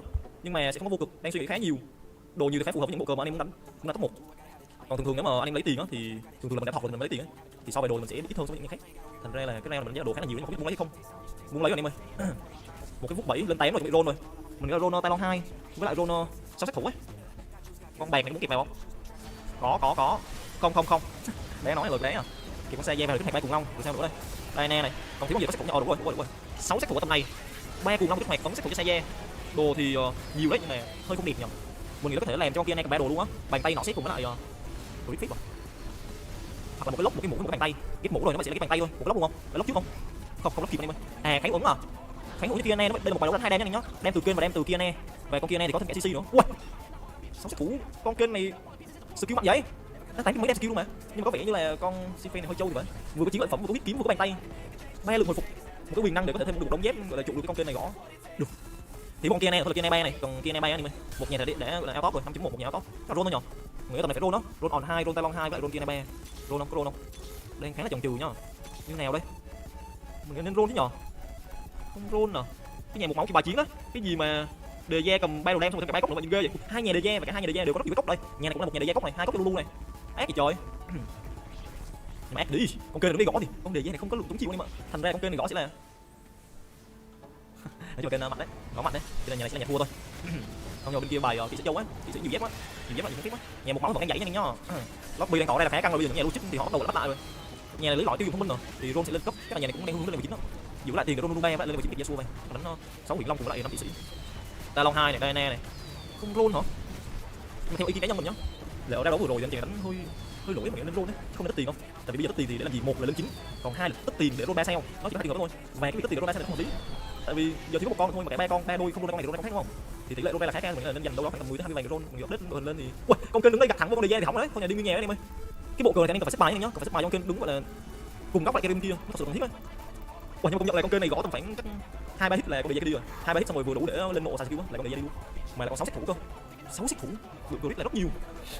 Nhưng mà nhìn thấy con kia này muốn Ron á, cho em chèn một máy chèn Ron cái. Bài không biết là có lên được level 9 hay không. Nếu mà lên được level 9 thì mình sẽ có thêm loại hoàn cảnh thì sẽ khá là ok. Vô cực này ngon nhá, vô cực Zeki này, hai đồ này ngon. Tim băng cũng ngon, tim băng rồi. Zeki. Không phải lấy gì coi, lấy Zeki rồi nè. Lấy gì chắc là cho con Talon cầm. Hay là cho con kênh kia. Này đôi Saiyan nữa này, Ron không? Cần Ron á. Không. Vẫn rất là lì lợm mặt mũi đó anh nhá. Anh em nào mà có suy nghĩ gì ở fan này không thì phải comment ở phía dưới nhá. Xin lỗi là mình có bị thiếu sót gì không? Tại vì mình thấy cái fan này thì nên Ron nhỏ theo anh em nên Ron không? Mình là nên Ron đúng không? Ui, cái nhà kia cái gì mà vui 2 bạc 2 2 vậy ghê vậy? Hè một bài đấu 5 tiền cũng đã 10 tiền rồi. Thì cái nhà kia này sao ăn ta? Kênh nhảy góc này, gặp anh em trước. Lõi bay là lõi diện năng lượng nha anh nhá. Khi mà con sát thủ này đụng vào vị tướng đầu tiên thì nó sẽ diện năng lượng của con tướng nó. Không kênh bị thắng thua đấy. Cơ bản là con Siken cầm đao này cứng quá. Nó cao to bọn sát thủ không đủ đem được. Hai cái quyền năng này, nhầm cái quyền năng này có hai cái đồ hồi máu này trâu á. Bây giờ mà muốn ăn là phải có cái đồ giảm hồi máu còn có 3 này, còn có 3 thì năng cái điểm nó cao. Thành ra là mới đủ đem cái điểm của Siken này. Xe D2 này cũng lên không? Hay là sao đây? Hay là muốn cấp cho mình là 40 vàng. Quyết định là kịp Hecarim vào và bán cái con Saiyan nữa. Thanh niên này vừa mới chất đem và Saiyan này cũng có gọi là một cái ổn định cho nên là quyết định vẫn lên Saiyan 2. Cách đánh này nó hơi gọi là kẻ cuốn nhưng mà hơi kẻ cuốn đấy. Đảo bên là đảo khá nhanh rồi. Ui con kênh đứng đây thì thẳng vào chỗ con Diego này thôi. Nhìn Diego đi là thắng đấy. Một gặt, hai gặt, ba gặt, lưu đi. Anh thấy không? Con kênh này mà để cùng hướng với lại con co bên kia ấy, mà nó chỉ cần mà được gọi là tay ghét trúng con tướng thôi. Người đem là hơi nhanh. Cứ nhẹ. Nhưng mà thực ra là mấy nhà Diego cũng khó cao tơ nhỏ, cơ bản là mấy con kỵ sĩ nó sẽ leo lên. À mà không. Theo cơ chế bây giờ là các bọn sát thủ này sẽ nhảy trước xong rồi bọn kỵ sĩ mới leo lên sau. Thì nếu mà để cây góc thì vẫn được nhưng mà nhà này không cây góc. Thành ra là con kênh này cần phải bác nó xỏ hơi là kỹ càng. Cái này chắc là bán hết tới 50 tiền thôi. Tại vì cái round người đá này cho tận 6 tiền rồi. Cái này con người đá ta. Đúng rồi mẹ, con này con người đá chứ gì nữa. Con người đá cầm một cái mũ. Mũ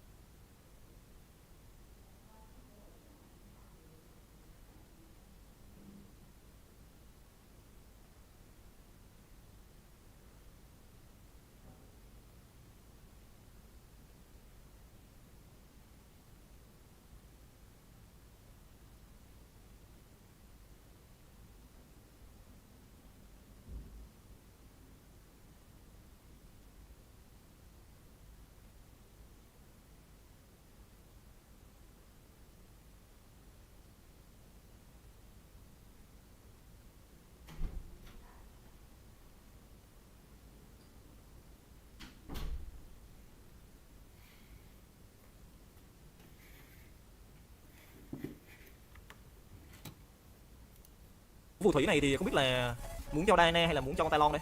3 vàng bán Hecarim thôi. Hợp lý. Talon cầm mũi mình cũng muốn thích lắm. Thì theo mình là hay là khi mà lên được kia này thì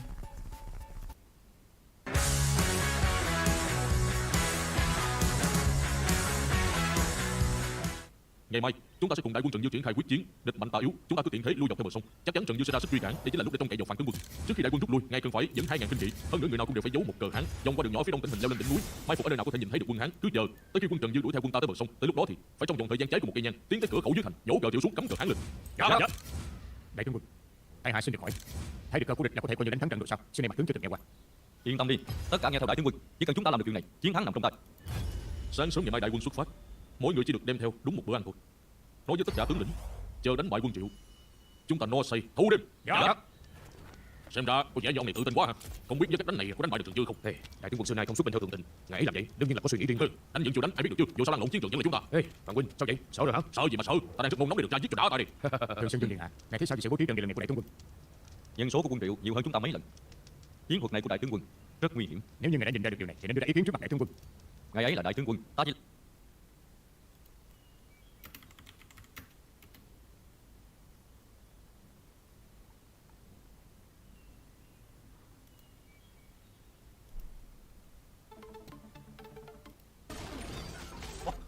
네, 국밥이 와요.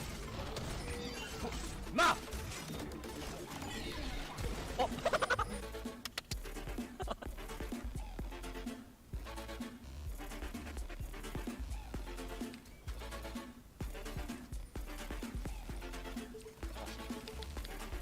아, 이거가. 나 포기할 것 같습니다. 포기하는 사람. 이거 안 해.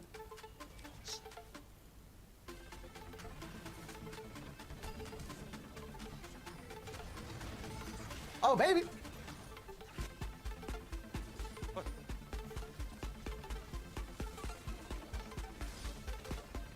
제발 하수 공국 제발 하나님이 보호하사 우리나라 방세 동맹과 백두산이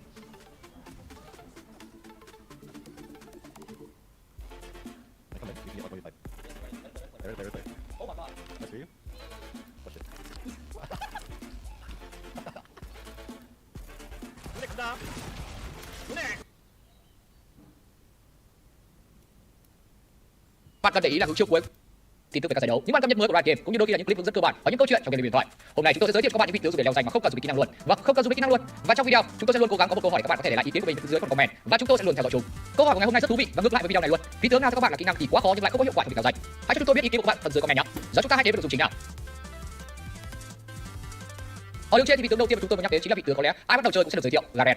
Ai bắt đầu chơi thì những buổi trước thì đều biết Riot Games sẽ giới thiệu với chúng ta ba vị tướng là Garen, Ryle và Ashe. Garen là vị tướng được Riot Games định hình để sử dụng cho vị trí đường trên. Garen là một trong những vị tướng có lối chơi rất đơn giản trong game điện thoại. Garen không có kỹ năng định hướng nào, tất cả chiêu đều là click thẳng vào đầu. Còn bạn click vào lính như Olaf và ai đó, bộ E vào lính thì chịu. Đây cũng là vị tướng giá rẻ nhất lên điện thoại chỉ với 450 đồng ở thời xưa và nay chỉ còn 450 tinh hoa lam mà thôi. Và đây cũng là một trong những lý do mà rất nhiều người chơi sử dụng Garen trong những ngày đầu làm quen với điện thoại. Có một vài giai đoạn Garen không được sử dụng quá nhiều ở vị trí đường trên, nhưng khi mà chiêu E của Garen tương tác với ngọc chinh phục thì Garen đã quay trở lại đường trên cách cực kỳ mạnh mẽ. Và Garen cũng là một trong số ít các vị tướng có chiêu là công lạc đối thủ.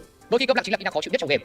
Tưởng tượng bạn chơi lớp 5 lao vào bị Garen công lạc mà không thể rút ra hay tung chiêu được thì khó chịu đến mức như nào. Bên cạnh khả năng công lạc thì Garen rất trâu và cũng gây ra rất nhiều sát thương. Như đã nói ở trên thì chiêu E có thể tương tác rất tốt với ngọc chinh phục. Khi chơi game mà có những vị tướng chống chịu lao vào giữa đội hình của bạn, khi giao tranh đôi khi chúng ta sẽ nói ra bỏ mặc con trâu đó đi, nhưng chúng ta không thể làm điều đó với Garen. Không để ý thì hắn sẽ xoay chết đội hình của bạn luôn. Công lạc pháp sư và dung chiêu cuối thẳng vào xạ thủ chủ lực. Tỷ lệ thắng của Garen hiện nay ở mức khá cao, 53% của danh vọng. Các bạn có thể tham khảo cách lên trang bị bằng ngọc của Garen như hình bên. Vị tướng tiếp theo mà chúng tôi muốn giới thiệu cho bạn là Maokai.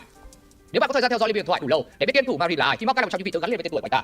Maokai là vị tướng không cần dùng quá nhiều kỹ năng, bạn thường chơi hắn vào cái đầu bằng cách điều khiển các đợt lính, di chuyển đến những vị trí hiểm yếu và ôm lên chủ lực đối phương. Gần đây giáp lửa được nâng cấp giúp cho các vị tướng chống chịu đường trên quay trở lại vô cùng mạnh mẽ và trong số đó phải kể đến Maokai. Với chiêu W chói thẳng vào người kẻ địch, và chiêu thức giúp Maokai ôm thẳng vào chủ lực của đối phương. Chiêu cuối chói chân diện rộng và quy đẩy lùi hất tung kẻ địch. Maokai thật sự cung cấp quá nhiều khống chế mà lại không quá khó để sử dụng. Đối phương không thể né cú ôm của bạn và khi đang bên cạnh rồi thì quy và chiêu cuối cũng không thể dễ dàng hơn. Maokai sẽ lên chống chịu và một ít năng lượng, còn lại thì đồ đạc hoàn toàn chống chịu mà thôi.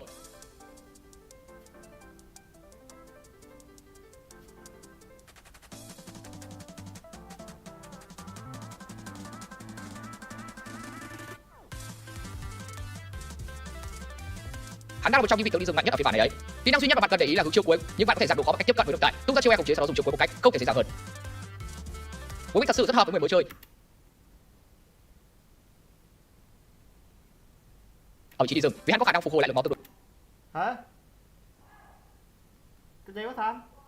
tốt, bạn sẽ không phải trong tình cảnh đánh bại quái rừng đến hết máu. Và với lượng máu dồi dào đó có thể xông ra rừng hoặc chạy ra đường để gánh mà thôi. Và với cú phép quỷ lửa vừa được nâng cấp, cú sẽ dọn quái rừng nhanh hơn. Dưới đáy băng xa sẽ giúp tăng khả năng dọn rừng của cú và với bộ kỹ năng dễ dùng của mình, cú thật sự rất đáng sợ.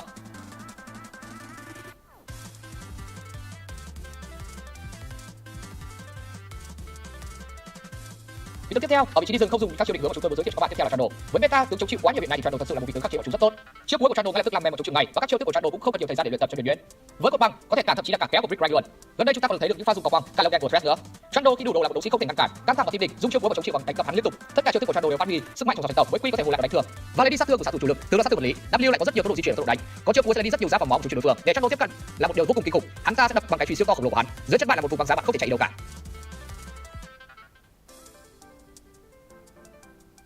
Vị trí đường giữa đòi hỏi khá nhiều kỹ năng. Liệu chúng ta có thể tìm được vị tướng không dùng kỹ năng ở vị trí này hay không? Thử xem nào. Vị tướng đầu tiên mà chúng tôi muốn giới thiệu cho các bạn là cô nàng thả dấu Annie. Annie đã xuất hiện từ rất lâu và đến nay vẫn còn là vị tướng đường giữa rất mạnh. Chiêu định hướng duy nhất của Annie là W, nhưng thường không cần phải để ý quá nhiều đâu. Chiêu thức cấu diện chính của Annie khi đi được là Q thì click thẳng vào đầu mà thôi. Cộng với nội tại làm choáng thì mỗi khi Annie có nội tại thì đối phương luôn phải lùi lại, nếu không muốn bị dính một cú choáng, tâm sa chỉ thẳng vào đầu và một loạt sát thương sau đó. Tỷ lệ thắng của Annie hiện nay cũng ở mức khá cao là 51%. Annie có tất cả những gì bạn cần ở một vị tướng đường giữa, có thể đi gạch, là lính tốt W, có thể mở combat với combo thả gấu cùng nội tại, cũng có thể giao tranh nhỏ lẻ khá tốt với khống chế cứng tầm xa.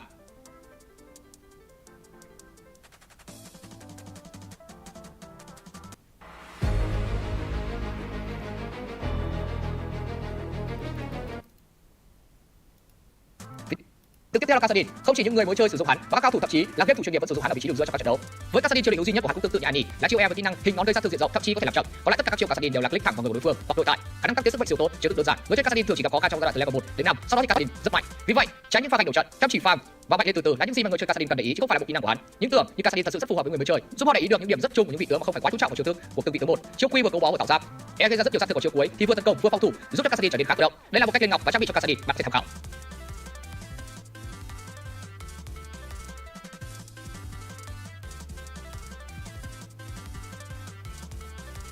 Ở đường dưới vị tướng mà chúng tôi mới nhắc đến chính là Ash. Các chiêu thức của Ash khá đơn giản, chiêu W với tầm xa và tầm ảnh hưởng khá rộng. Có chiêu cuối thì không ai có thể chế bạn khi bạn bắn hụt nó, nhưng mỗi khi bạn bắn trúng thì bạn có quyền khấy ghép ngay. Và tầm ảnh hưởng của chiêu cuối cũng khá lớn nên việc bắn trúng cũng không quá khó khăn.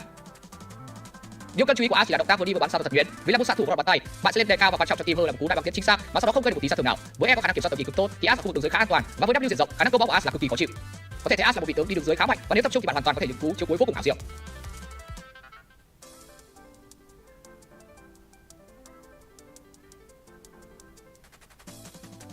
Mid Fortune là vị tướng đang chiếm lĩnh ở khu vực đường dưới trong rất nhiều trận đấu chuyên nghiệp hiện nay. Và có thể thấy vẫn có rất nhiều vị tướng với chiêu thức dễ chơi nhưng vẫn có độ hiệu quả rất cao. Với bộ chiêu thức chủ động ở đường dưới thì Mid Fortune hầu như thắng trong tất cả các kèo đi đường. Chiêu Q chỉ thẳng vào đầu, còn E thì nổ trong một vùng rất rộng. Chiêu cuối bao đặt Mid Fortune chính là chiêu thức giúp cô nàng có khả năng giao tranh vô cùng mạnh và rất dễ sử dụng do tầm trí triển xa. Với lượng sát thương mà chiêu cuối mang lại trong mọi thời điểm trận đấu, chẳng có gì ngạc nhiên khi Mid Fortune được lựa chọn quá nhiều. Với việc sử dụng khá dễ dàng và hiệu quả lớn, Mid Fortune thật sự là vị tướng rất tốt cho những người mới chơi sử dụng để leo giành.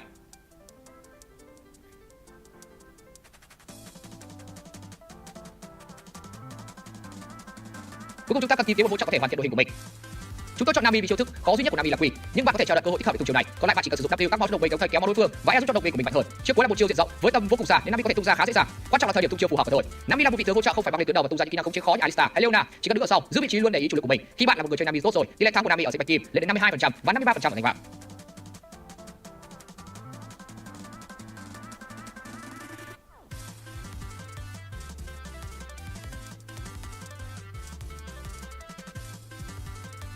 Cuối cùng thì chúng tôi có Taric. Taric tuy là một thị trường hỗ trợ tay ngắn nhưng lại không phải dạng mở giao tranh mà là một hỗ trợ bắp. Có Taric thì cặp đôi đường dưới của bạn rất an toàn, nhất là ở trong cú 6. Với khả năng hồi máu từ Q và tăng giáp từ W, Taric trở thành điểm tựa vững chắc cho sát thủ ở đường dưới. Và chiêu E có thể khống chế nhiều tướng cùng lúc. Taric sẽ phối hợp rất tốt với người đi rừng mỗi khi hắn ghé thăm đường dưới và bạn có thể lên nhiều đồ hỗ trợ thú vị cho Taric.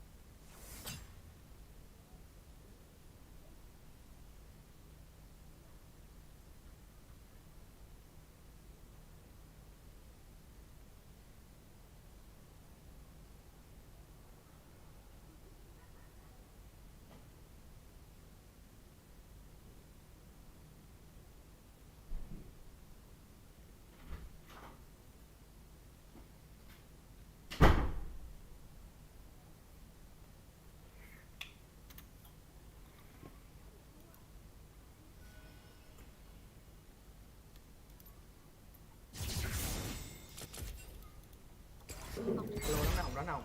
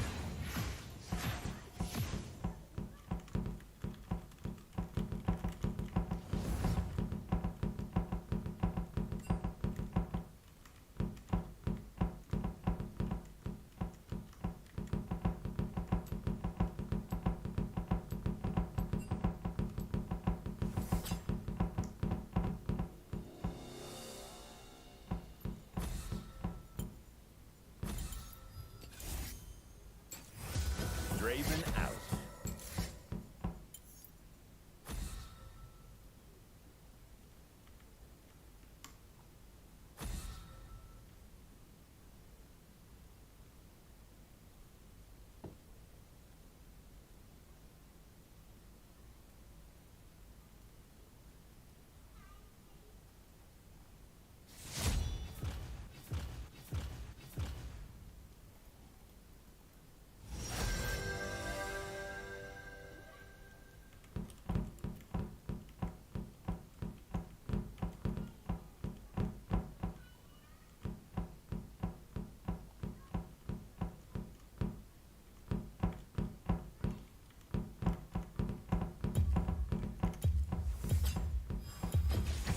All the world on one arrow.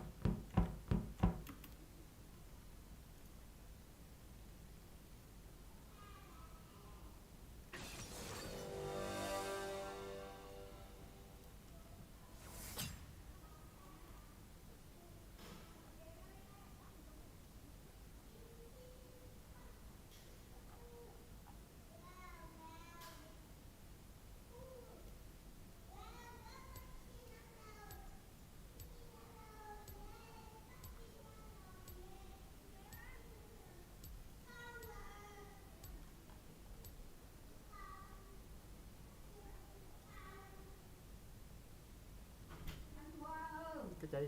Con ăn chay nhiều quá, 15 cái rượu ngon. Rượu thay. Ủa, biết rượu ngon quá. Qua qua đó, rượu thay để thùng rồi ăn chay nhiều quá. Quả ấy nào biết cái rượu thay mới đâu vậy? Thùng rượu thay, chỉ thay nó còn không mà để một ăn nhiều quá.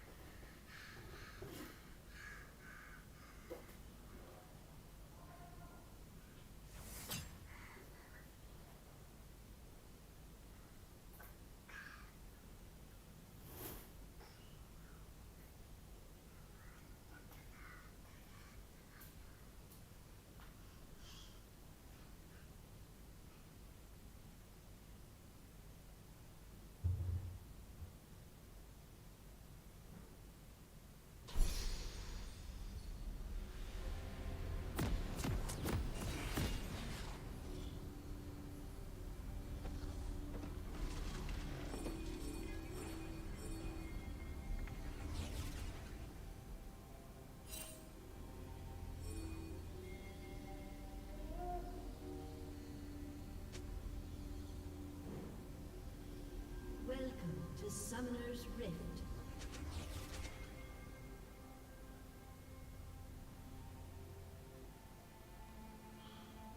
Seconds until minions spawn.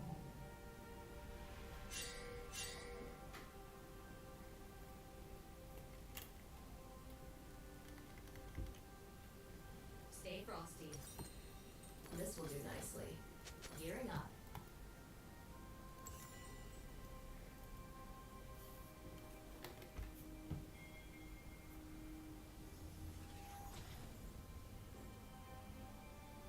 Minions have spawned.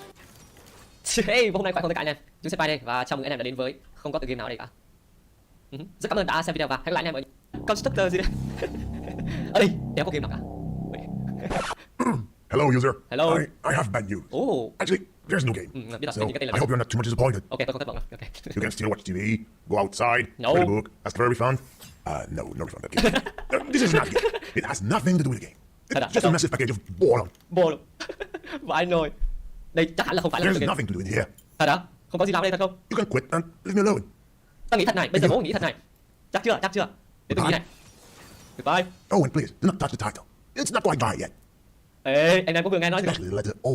Ồ, và nó không phải là cái chữ O, đừng có chạm vào cái tựa đề. Chắc chắn là có gì đó hư cấu ở đây rồi. Chắc chắn là có gì đó hư cấu đấy. Chú bảo anh đừng có chạm vào chữ O nhưng mà chữ O nó có vấn đề gì ở đây này? Lừa hả? Định lừa bố hả? What the? Wait. Oh What have you done? You've just ruined the title. No. Put it back. Put the letter back. Ok. Come on. Được rồi, xin lỗi, em kéo lên đây. Never mind. I will fix it next time someone will load the game. The non-game. The non-game. No game here. No game. Không có game nào ở đây cả. Ồn ào vãi nồi luôn, bình tĩnh không? Wait. Holy moly. Nó bảo mình kéo chữ O lên lại nhưng mà mình kéo lên nó đéo có cái con bìa gì cả. Mình kéo lên nó vẫn không nằm lại nhưng mà có cái gì đó trên đầu nó đang rơi xuống kia.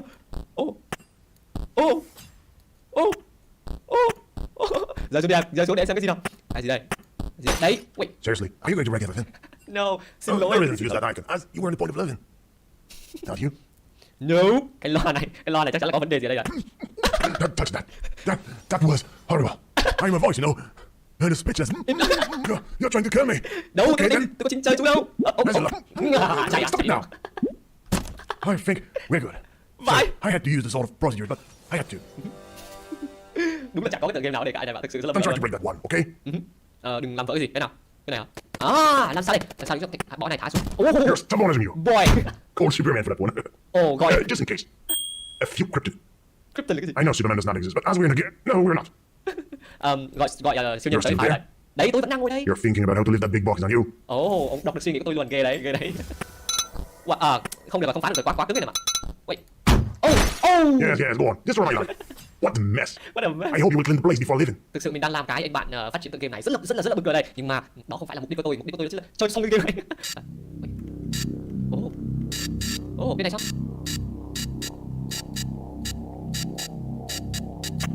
Just what do you think you're doing, user? Anh bạn đã bắt đầu nghiêm túc rồi đây. Tôi nghĩ tôi đang hoàn thành xong cái tựa game này thôi mà. Bình tĩnh. Holy shit. No, don't look. Đừng nhìn. Private. Tôi đã biết You're making a terrible mistake.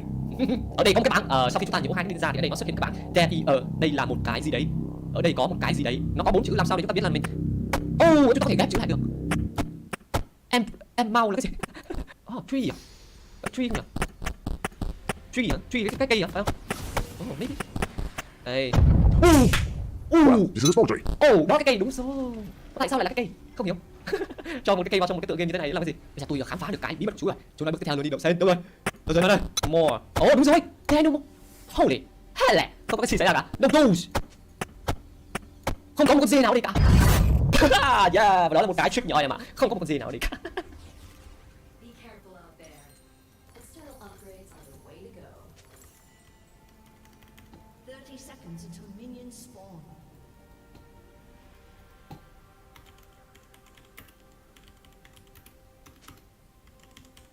Let's do this. Salvation, bit by bit.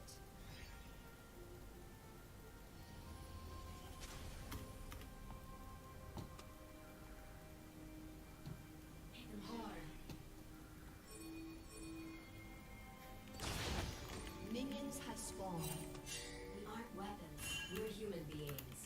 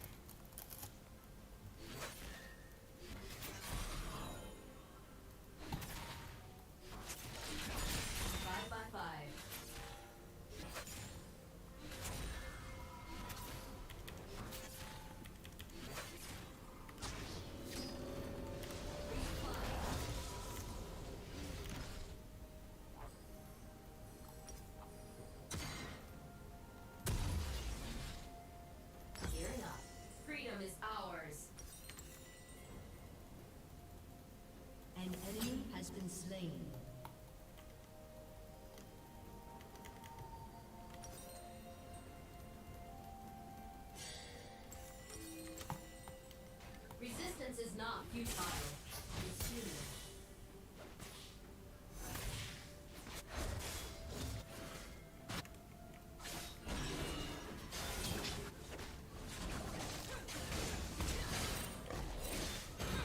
The enemy has been slain.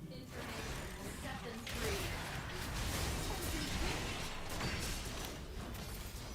Enemy territory.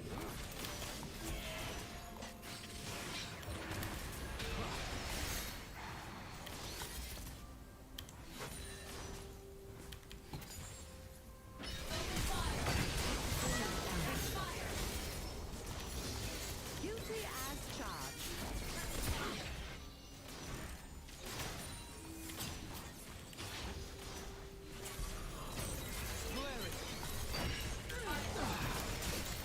You have slain an enemy. Brilliant.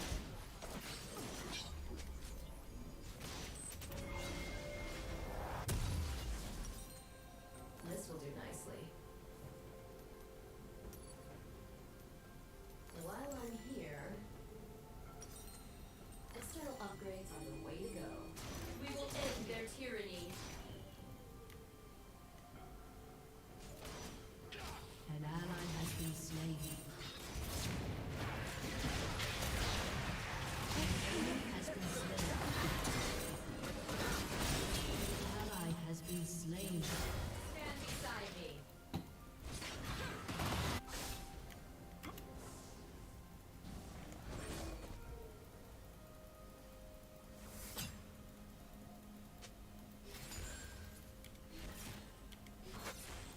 Target acquired. Full auto. Blind them with our shut down.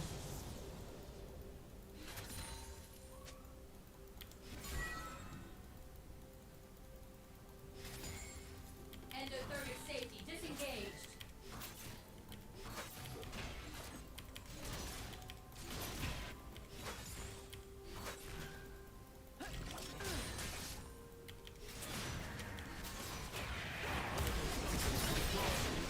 Permission to engage.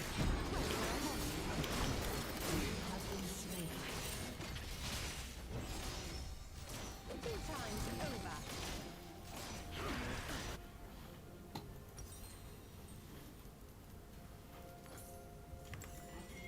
All I need to achieve the impossible is the one team.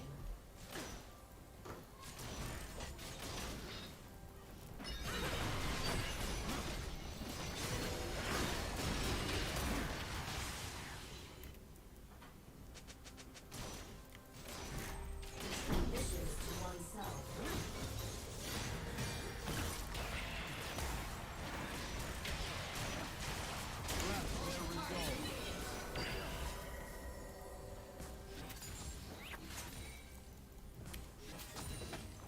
Bring it all crashing down.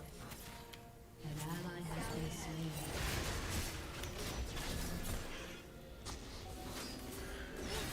You have slain an enemy.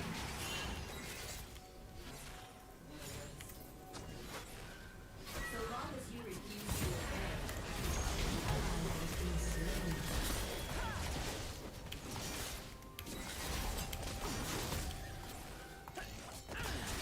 You have been slain. An easy collar.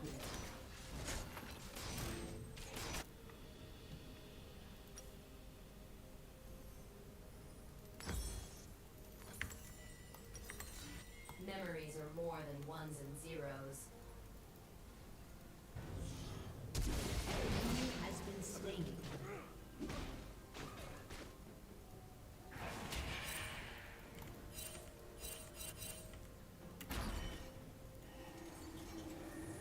They promised us infinite possibility. They lied.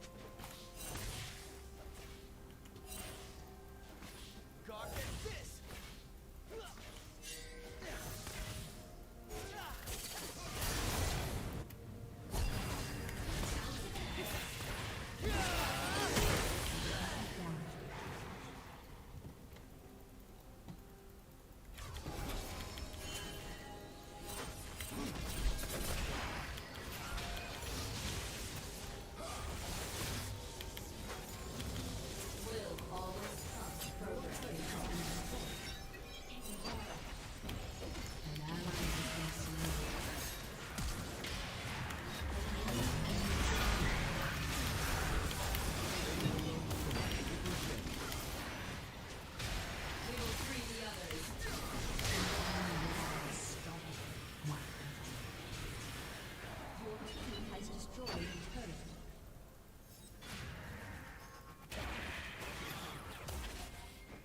Shut down.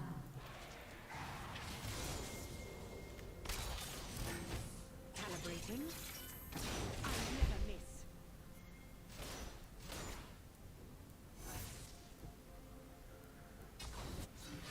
Memories are what make us human.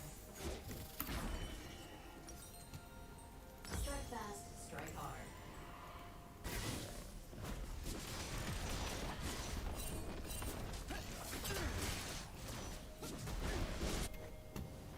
My humanity cannot be overridden.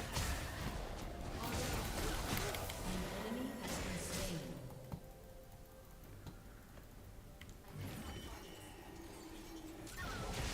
As expected. Right between the optics.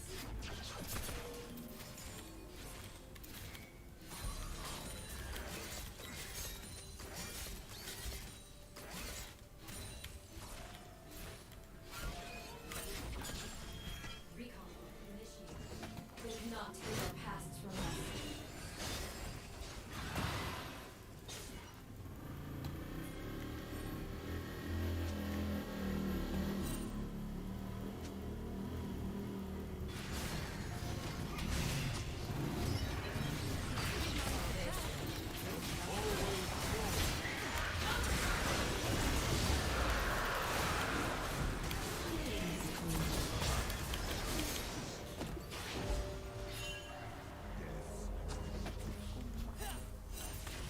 An enemy is dominating.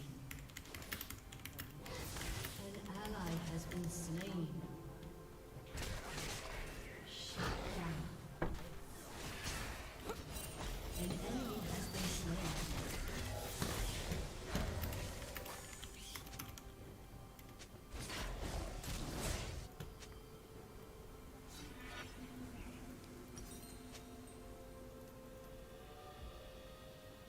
External upgrades are the way to go. We aren't weapons, we're human beings.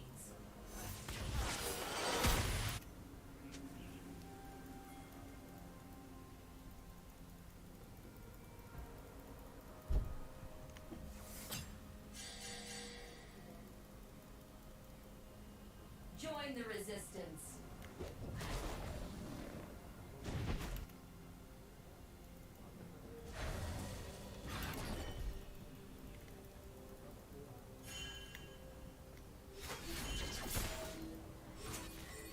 Entropy incoming. Enemy territory.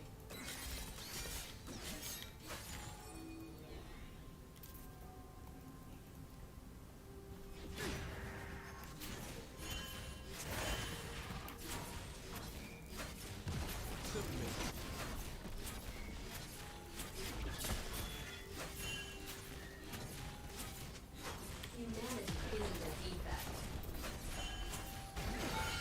Engage!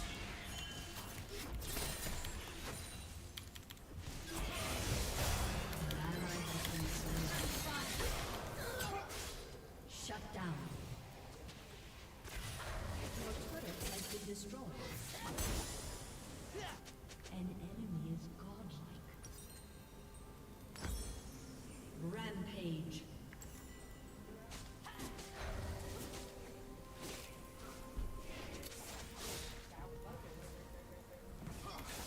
Your turret has been destroyed.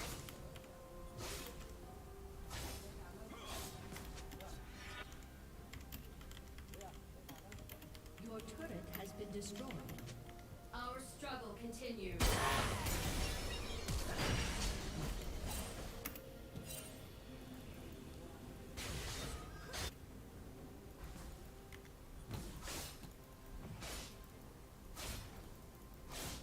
Multiple targets engaged. This oppression will not last.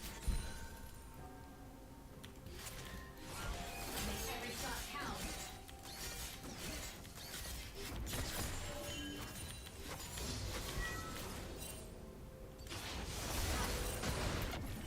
Legendary.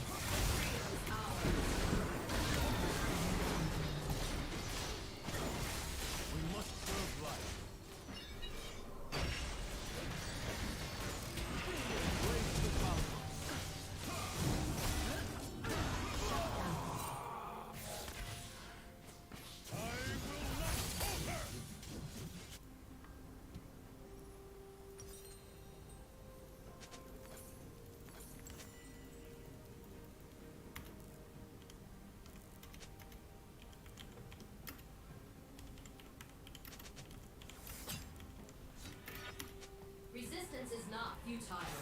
It's human.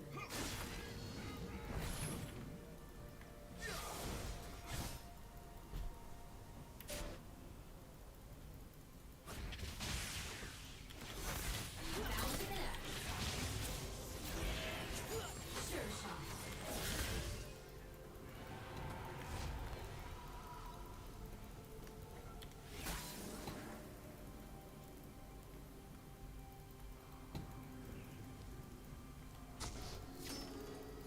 Information will set them free.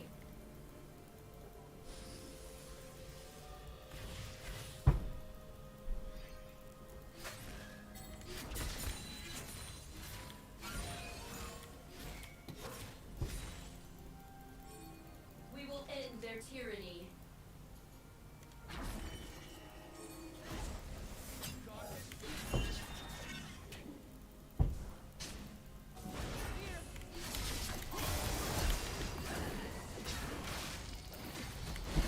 Stand beside me.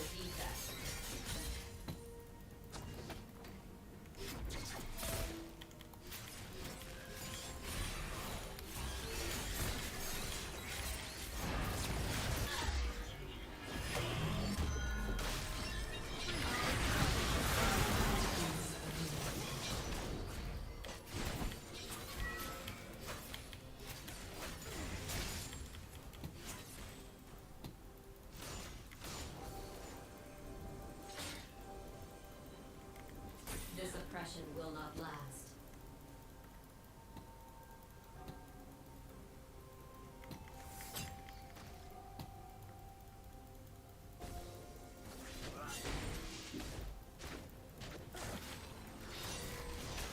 Each reboot built with small.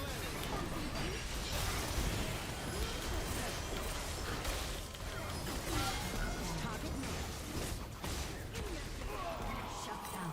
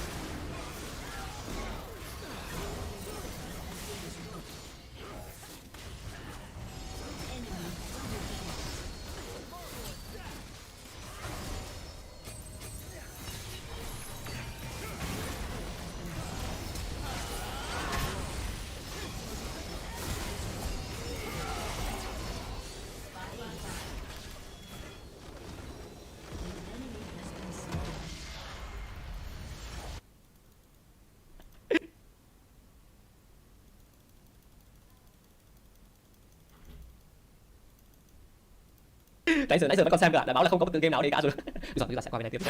Và nó thực sự là có con gì ở đây này mà. Hello bạn J.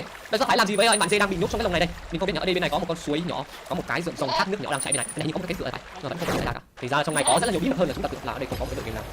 Tiếp các bạn ạ. Fuck. Em tin được là nãy giờ mình đi kẹt ở đây 15 phút rồi. Đây no game, lại lần nữa xem. Vậy là chúng ta chạy lại đây no game. That blade's forbidden. Use the blade. Don't come. I don't want them to come. They can kill me, you know. Please. Đừng lo. Đứa nào dám tới đây chơi chú, anh sẽ chơi lại nó, yên tâm. Nó bảo mình đừng chơi, mình vẫn chơi. Ok, và đây là cái game ping pong từ cái thời cổ lỗ sĩ nào rồi, cái thời mà mình còn nhỏ lắm cơ, chắc là ai cũng biết cái game này nè nhỉ. Stop hitting the brakes.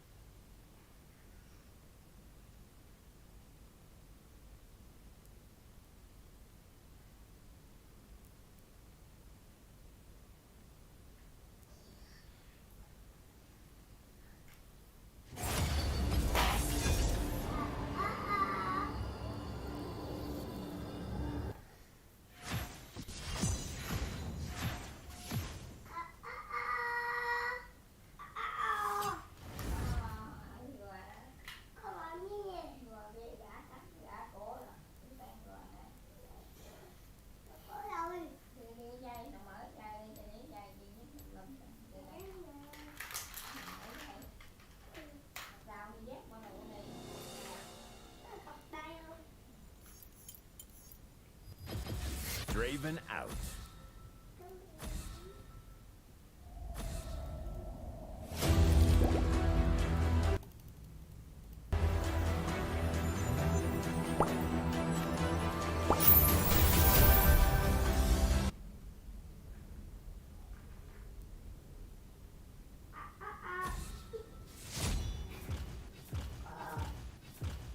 Hello anh em.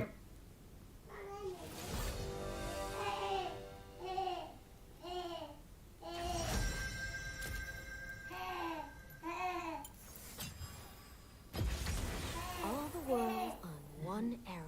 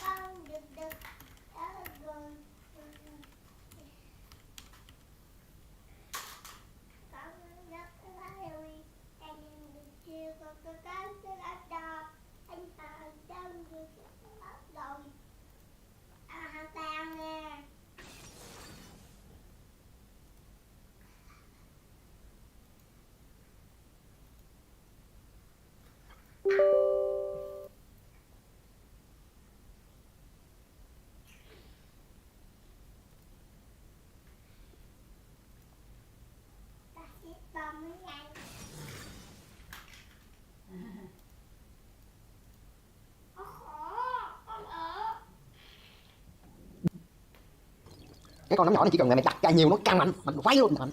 Ý tôi là so với giá tiền thì nó lời vãi đáy lời mấy ông. Kiểu mấy ông chỉ tốn 0 đồng thôi mà mấy ông đã có được sức mạnh của 100 mặt trời. Ý tôi là nhìn con zombie đầu xô này đi, nó mạnh vãi cả đái, máu nó trâu vãi cả đái, nhưng mà coi con lắm lùn này làm được gì nó này. Xoay gà. Ok, bình thường thì con này rất mạnh nhưng mà bây giờ tôi chả đủ mặt trời để dùng nó, nên là nó yếu vãi đái. Cơ mà mọi màn tôi đều thích con nấm lùn này, con khoai tây nổ. Ý tôi là tôi chỉ hơi thích con khoai tây nổ một chút xíu thôi, phải không?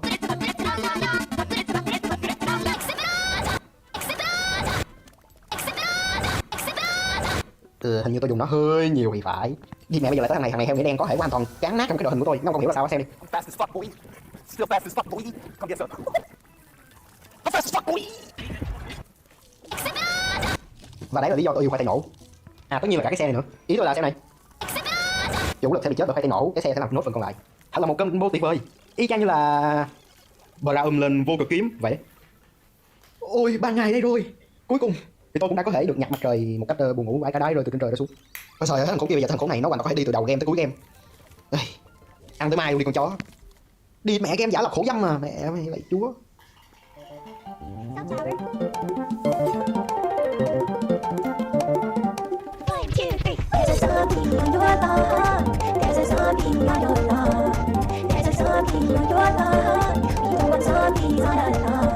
I knew your type, tall and dark and dead. You want to bite all the petals off of my head, and then eat the brains of the one who planted me here. No! I'm just a sunflower, but you need power and entire infantry. You like bloody stuff and we don't like zombies. I used to play football. Don't touch my ass. I have a screen door shield. Đi con hè ác mộng về thằng lồn này lại quay trở lại, địt mẹ. Fast as fuck boy. Still fast as fuck boy. Come get some. Rồi cuối cùng thì mẹ cũng đã đến với cái con khốn nạn nhất game, cái con mà khiến cho game không học gần như là không thể chiến thắng nếu không dùng qua mặt trời. Cái con mà biến game này thành game nhân phẩm chứ không phải game chiến thuật, bởi vì đơn giản hầu như con nào chống lại nó đều phải cần game 100 mặt trời. Và bánh đêm mà được bao nhiêu? 50. Web tôi vẫn cầm nó lần nữa thì con mẹ nó. Đúng rồi, đi vậy là đúng rồi. Sai rồi, đi vậy là sai rồi, sai quá sai rồi. Ok, hàng nào cũng được, trừ hàng trên cùng, hàng nào cũng được. Mẹ hàng nào cũng được trừ hàng trên cùng thôi, làm ơn. Đúng rồi, đi mẹ 4 tiếng, yes. Ui, con đầu mỏ, yêu, quá yếu. Tôi chỉ sợ cái con bóng bay thôi. Đấy, mày nhìn này, con đầu mỏ chỉ cần đặt thêm 2 cái nắm đằng sau nó thì nó chết. Đơn giản gì đâu. Ui giời, bây giờ không có cái con kia phải gọi game là dễ, game quá dễ rồi. Còn thì khó hơn không, mày còn game nào khó hơn không? Dễ vai đây.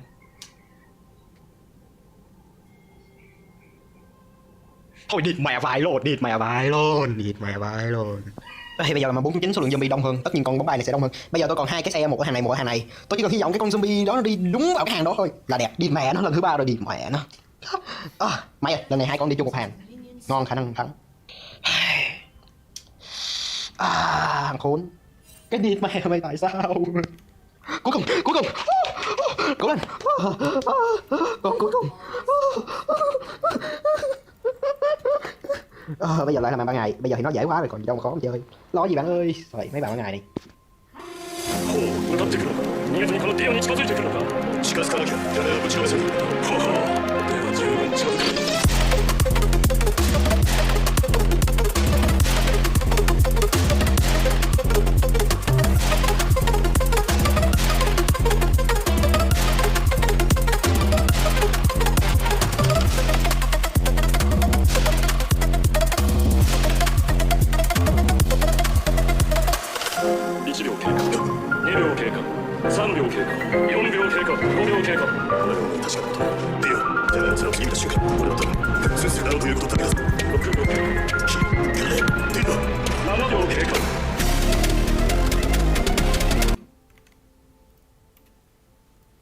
My dream is freedom for us all.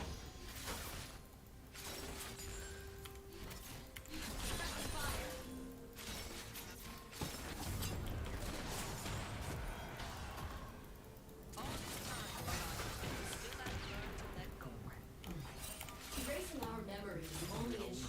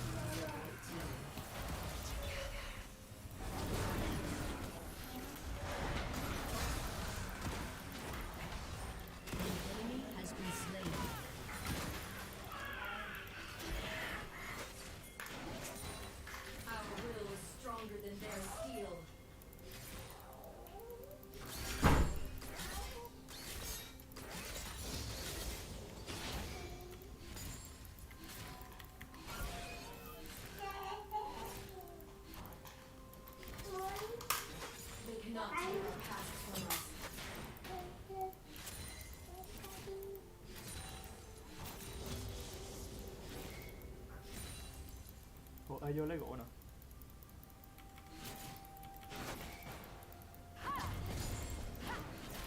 Sure shot. What the hell? Armor up.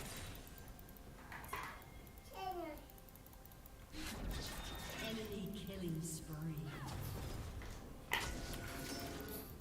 Stand beside me. Recon alert initiated.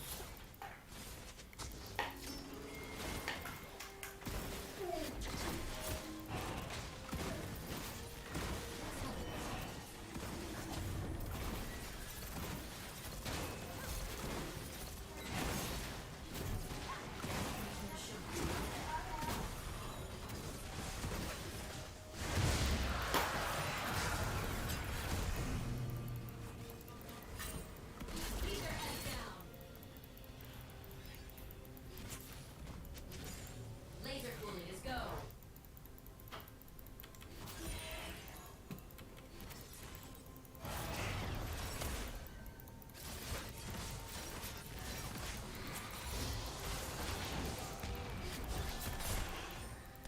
Our struggle continues.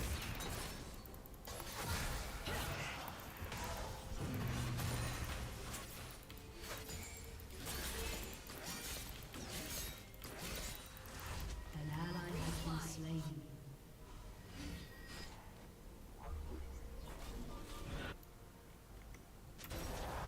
Five by five.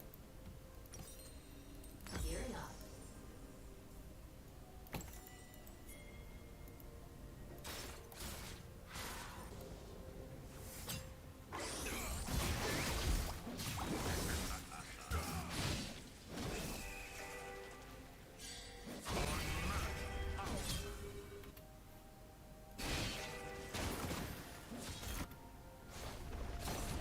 The role between woman and weapon blurs.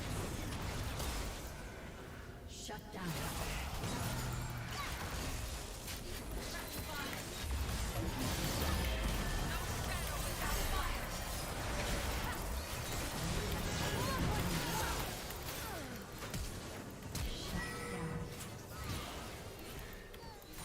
Double kill.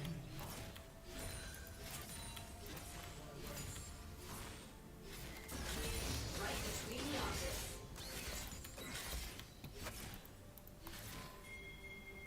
Scatter shot.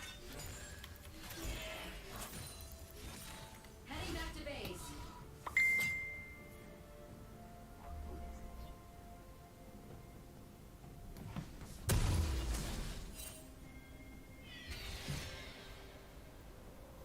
Each reboot, a fresh, guiltless mind. External upgrades are the way to go.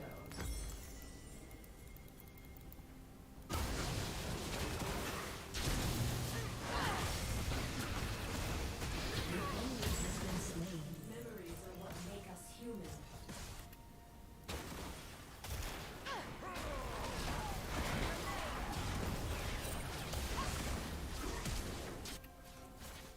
Killing spree.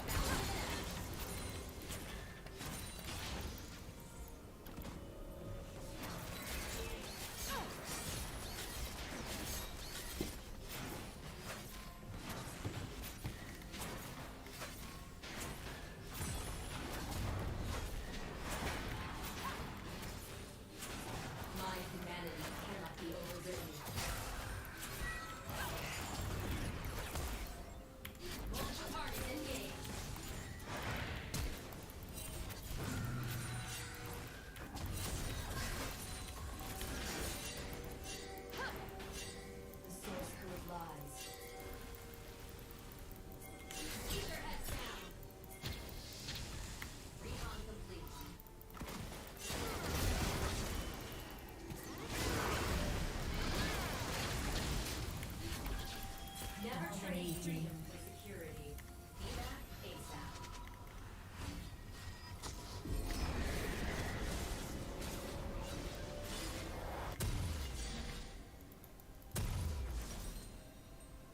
While I'm here, this will do nicely.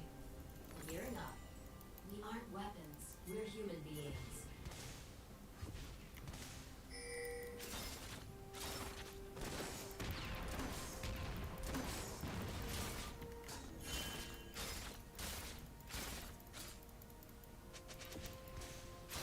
Salvation, bit by bit. Fire!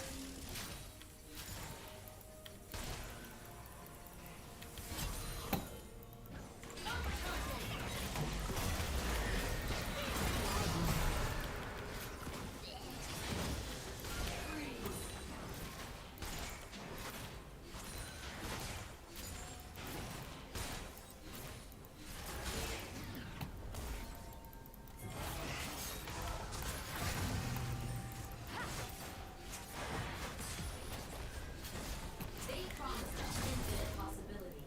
They lied.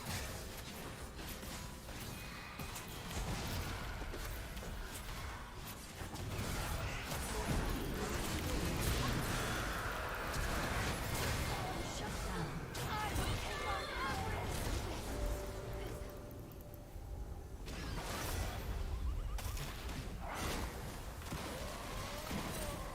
An enemy has been slain.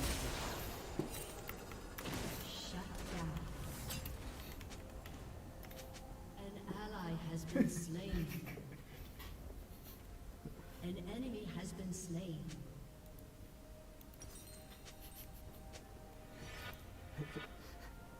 External upgrades are the way to go. While I'm here, so long as you refuse to obey, an ally has been slain.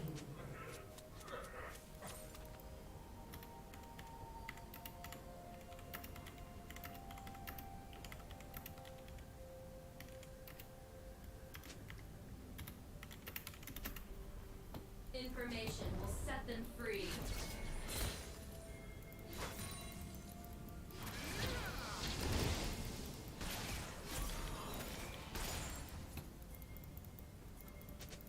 Entering enemy territory.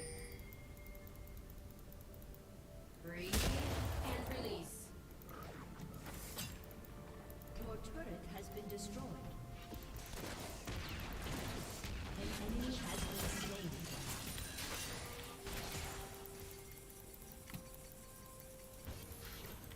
Engaging.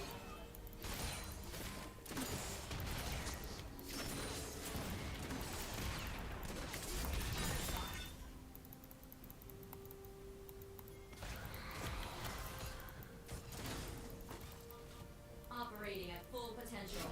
On the right.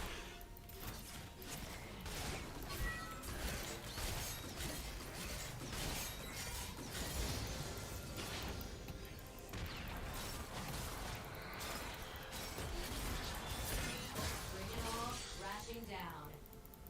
Bouncing it up.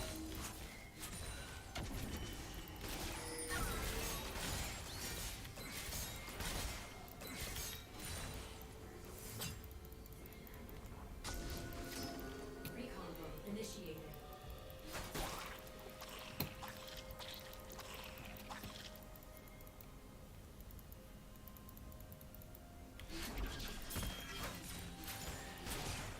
An enemy has been slain. I will reveal the truth. An enemy has been slain.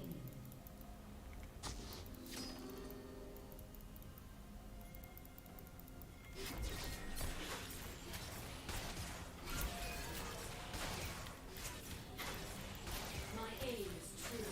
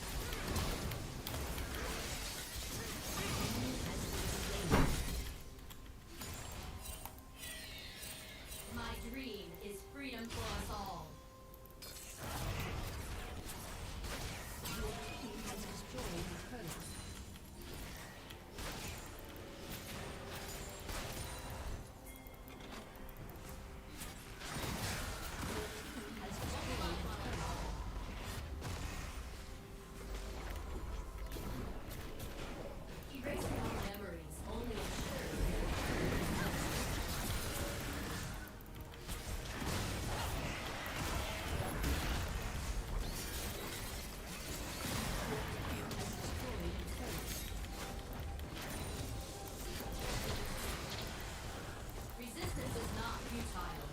It's human.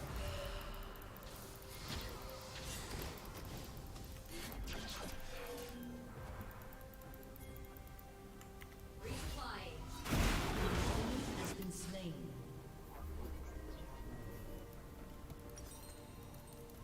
This will do nicely. Gearing up. Today only matters if we can remember it tomorrow. External upgrades are the way to go. Shut down.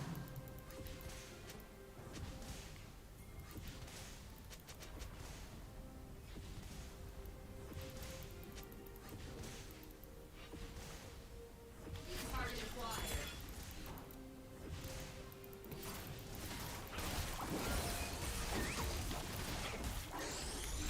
Targets engaged.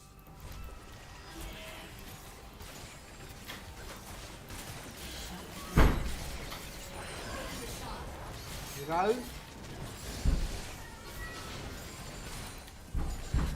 Đi rồi. Đi rồi. Thằng quýnh nè. End their tyranny.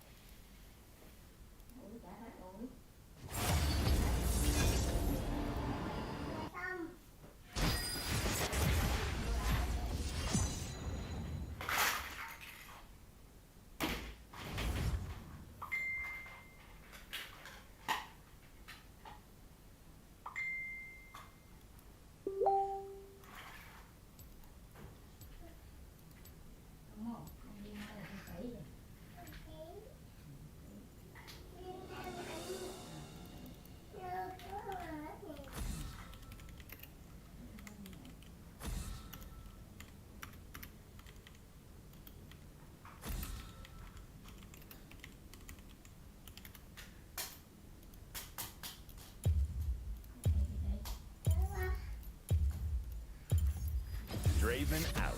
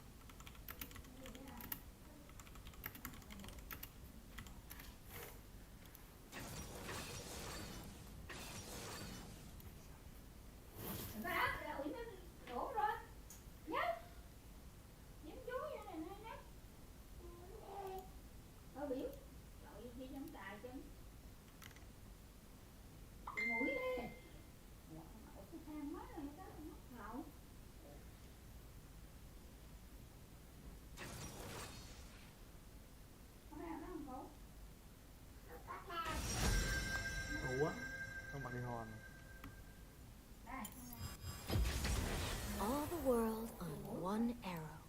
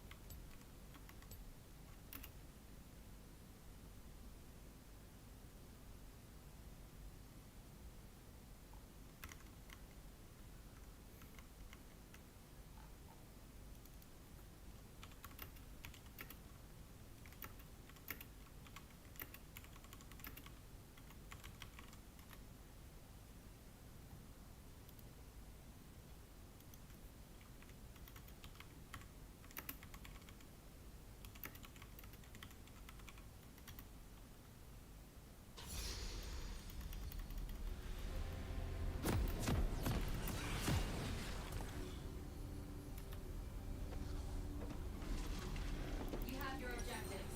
External upgrades are the way to go. Gearing up.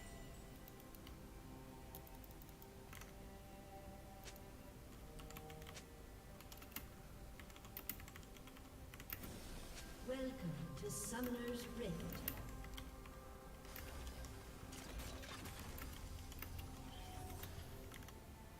Five by five. 30 seconds until minions spawn.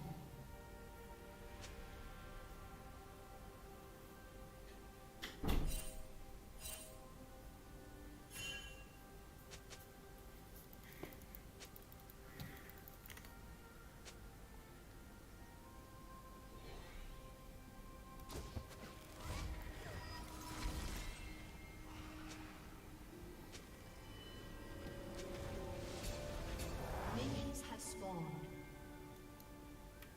All I need to achieve the impossible is the right team.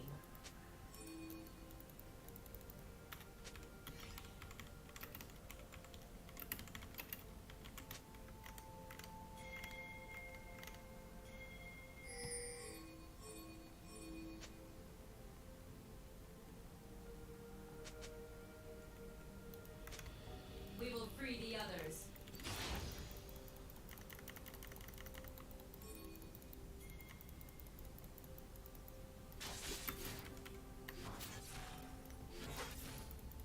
First blood. Information will set them free.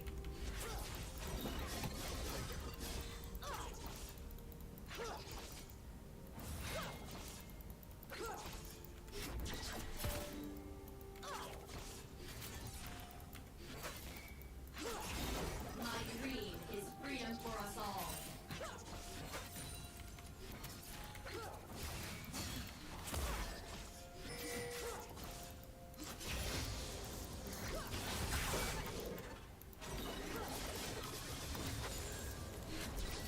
We aren't weapons, we're human beings.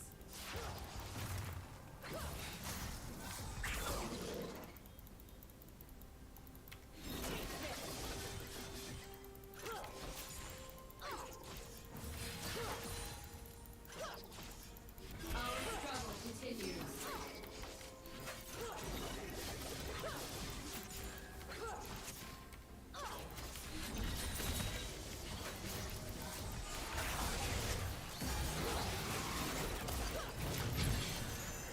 Operating at full potential.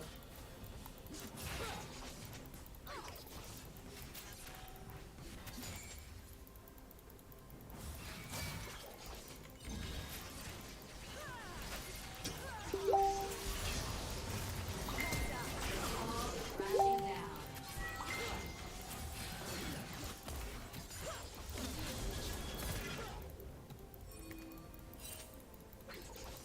An enemy has been slain.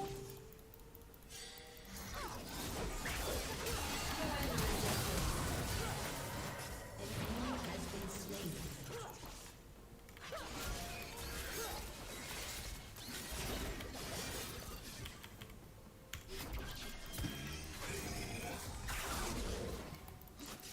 Right between the optics.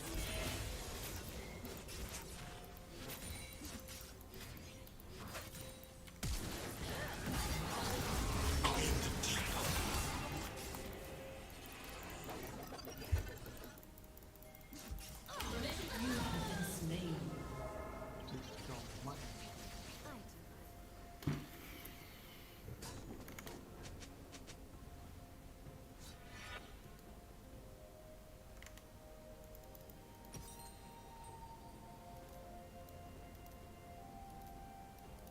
While I'm here, today only matters if we can remember it tomorrow.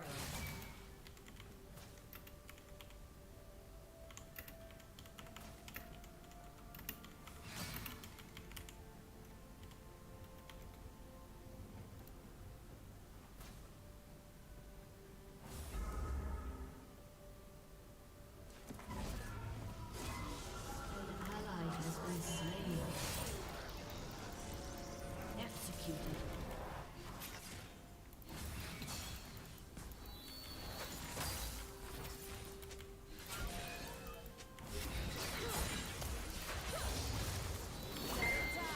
Target lock. An enemy has been slain.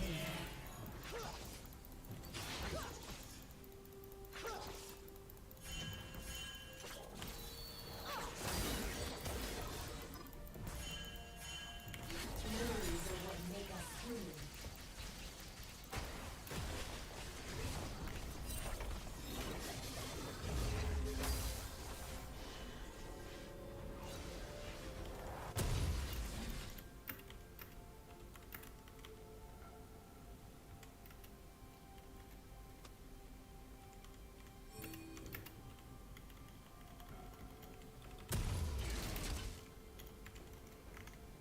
Salvation, bit by bit. This will do nicely.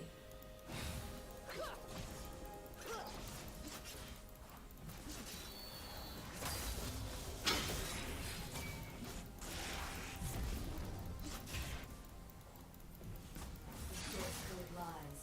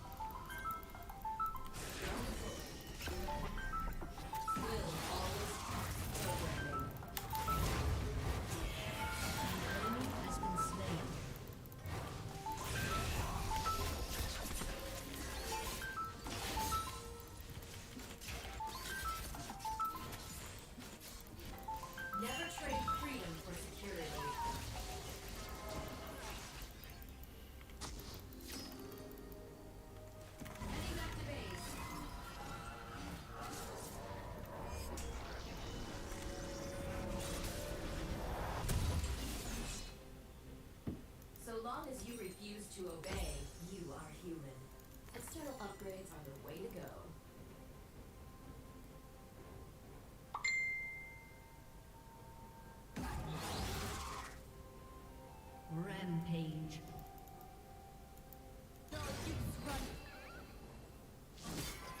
Shut down. My humanity cannot be overridden.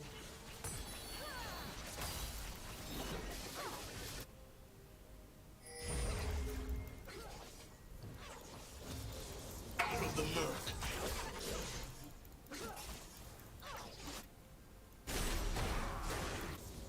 We will end their tyranny.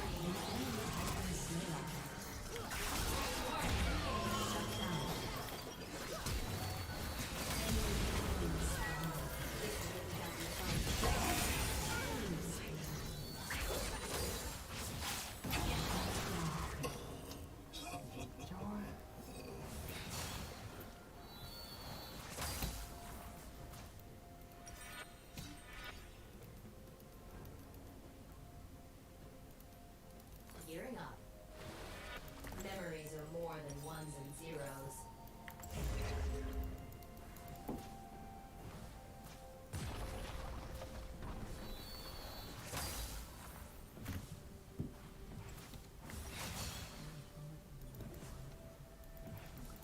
They cannot take our past from us.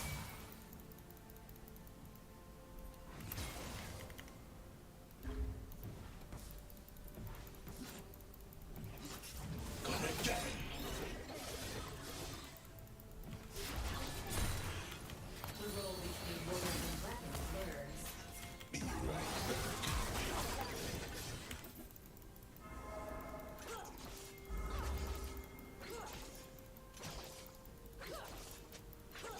An enemy has been slain.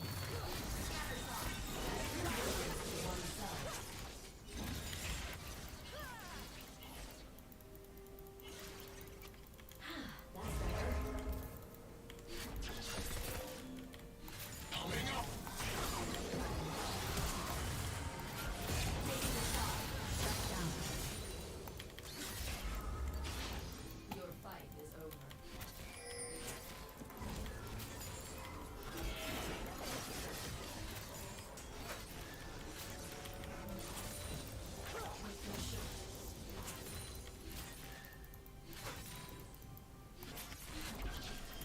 Hold the line while I'm gone.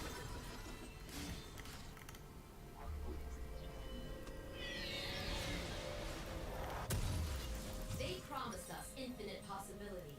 They lied. While I'm here...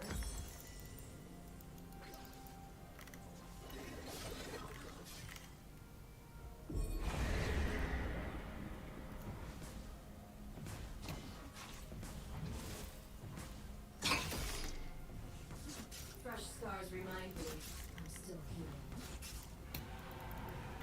Your team has destroyed a turret.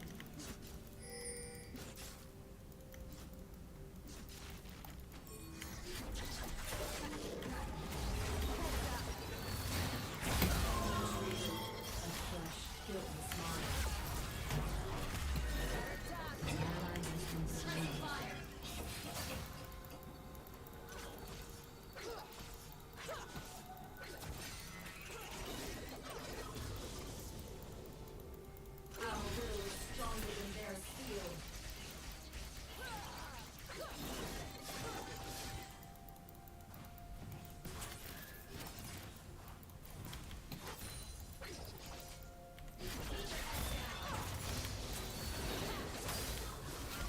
Engaging hostile.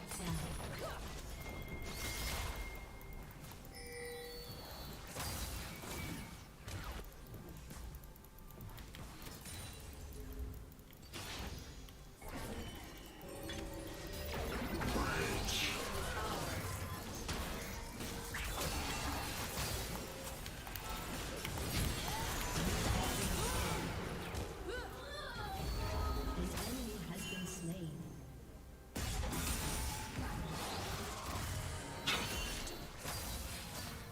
An ally has been slain.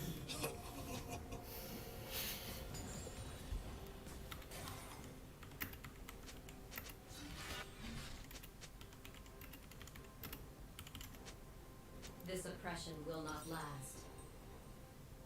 Listen me nicely.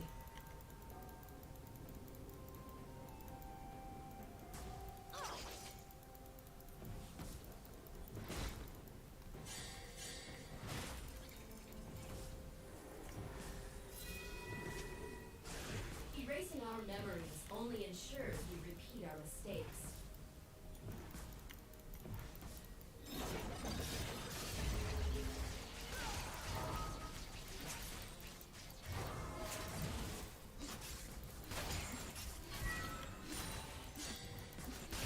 Resistance is not futile. It's human.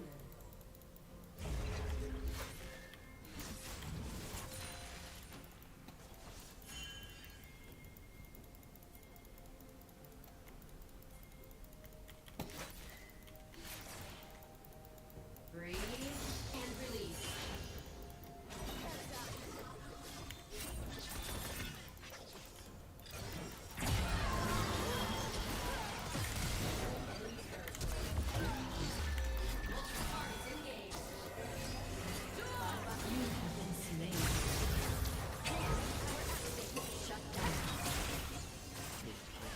An ally has been slain.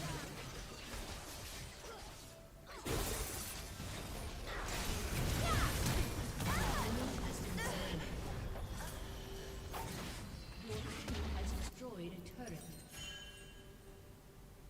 Your turret has been destroyed. External upgrades are the way to go. All I need to achieve the impossible is the right team.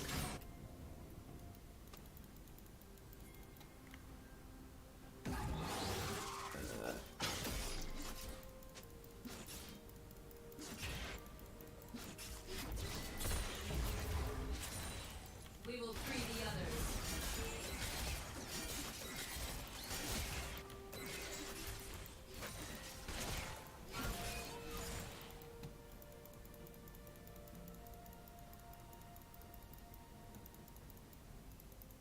Information will set them free.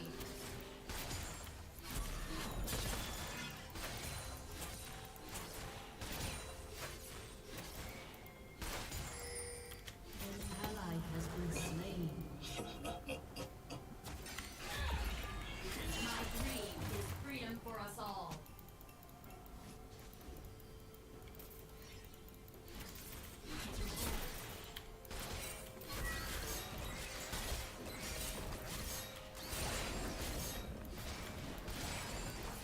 We aren't weapons, we're human beings.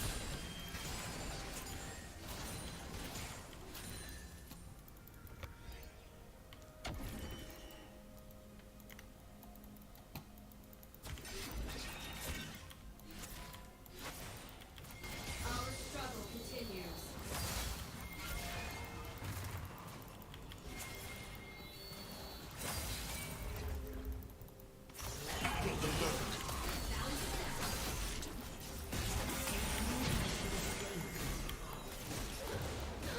You have been slain.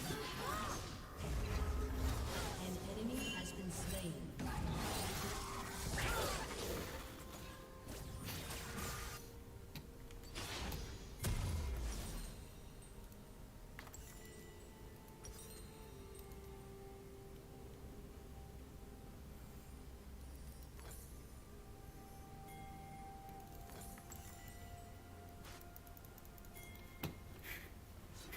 Operating at full potential.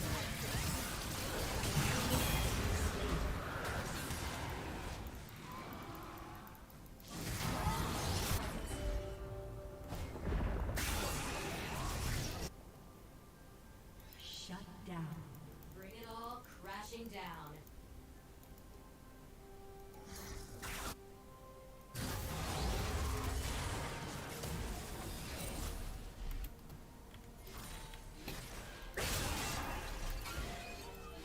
Shut down.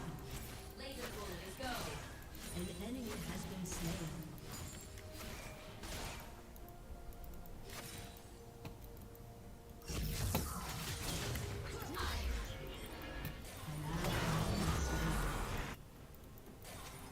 Join the resistance. Come to my desert.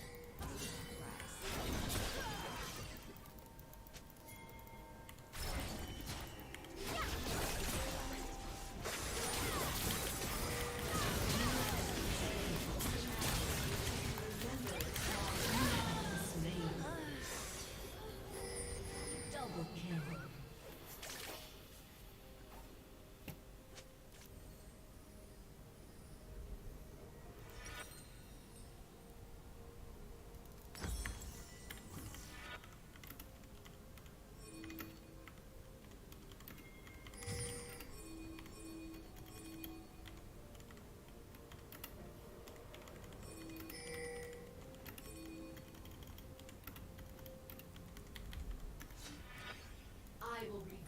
truth.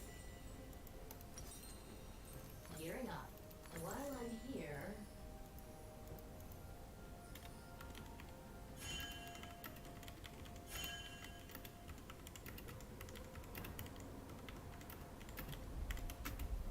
memories are what make us human. Enemy killing spree.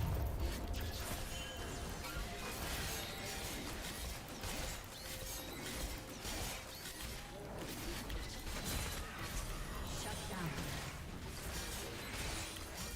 Target acquired. Your turret has been destroyed. I've got eyes everywhere.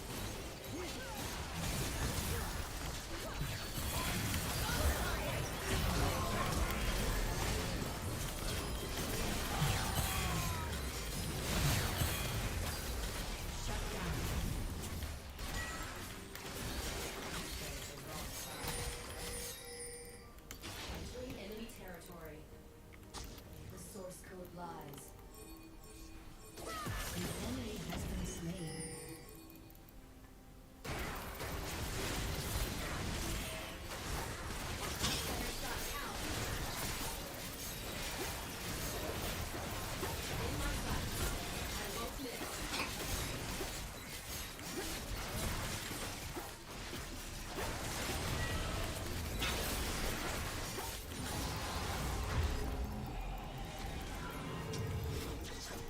Entropy incoming.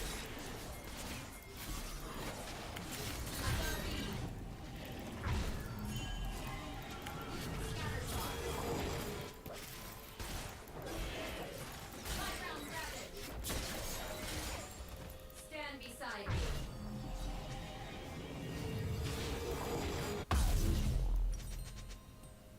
This will do nicely. External upgrades are the way to go. Gearing up. Humanity is the defect.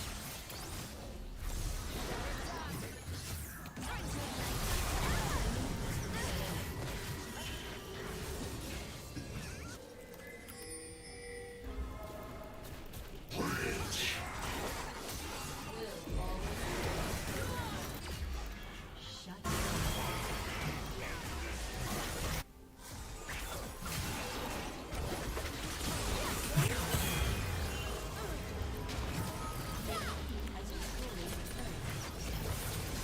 Never trade has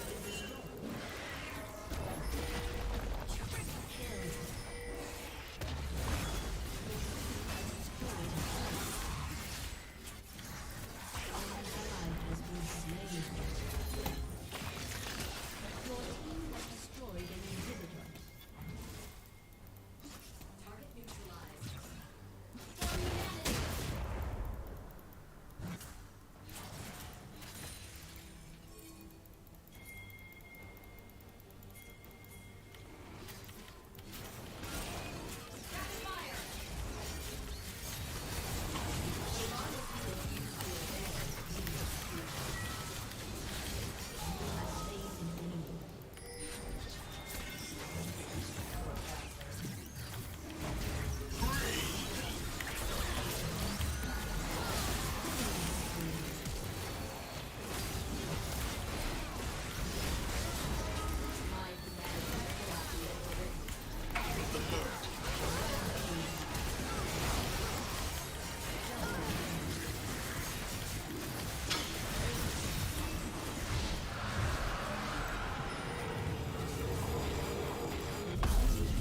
Slain. What a waste. We will end their tyranny. I'm untouchable. While I'm here,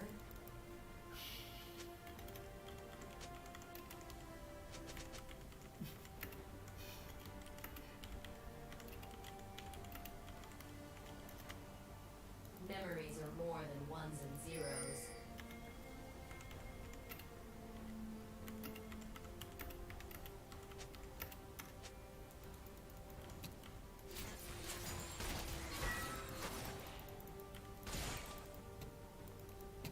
They cannot take our pasts from us. An enemy has been slain.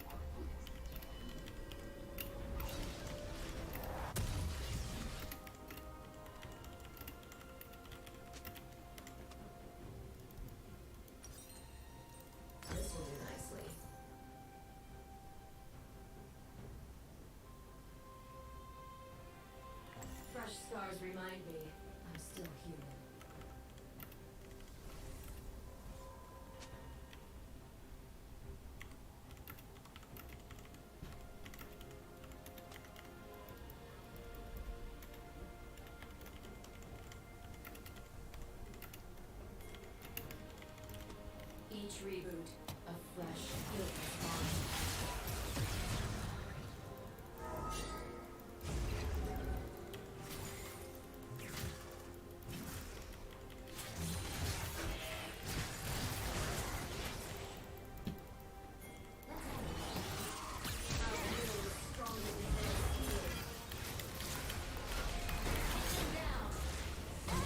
Has been slain.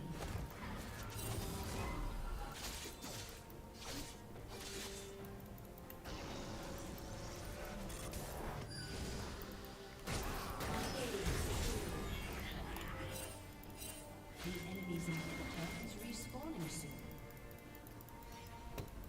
Your team has destroyed a turret.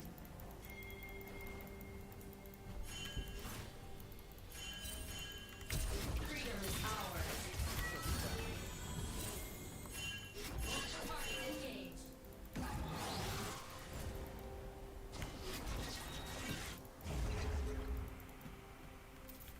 Bound to connect. This oppression will not last.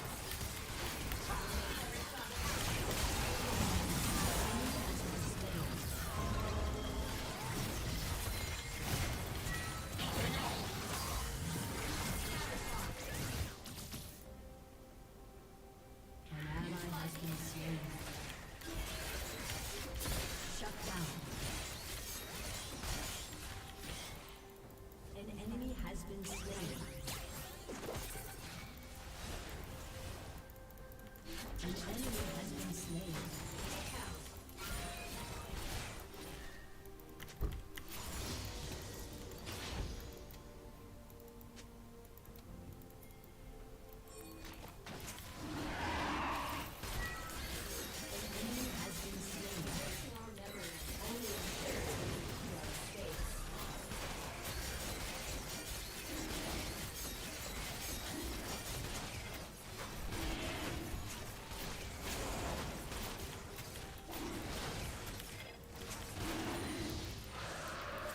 I've got your heat death.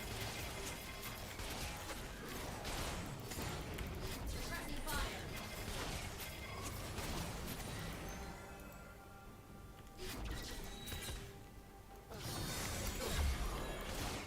I won't miss. Killing spree.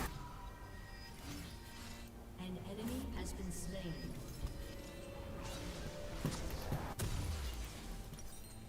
External upgrades are the way to go.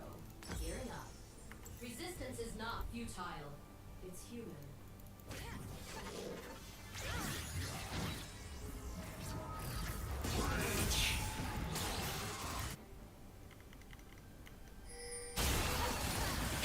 Ally has been slain. Keep your head down.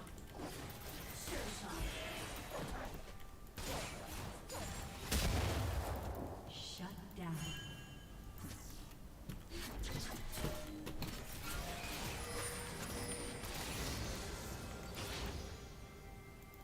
Five by five.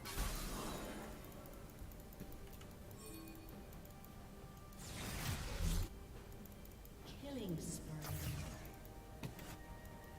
Shut down.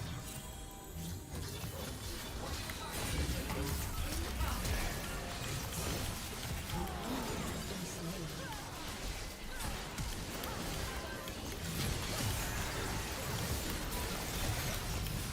Shut down.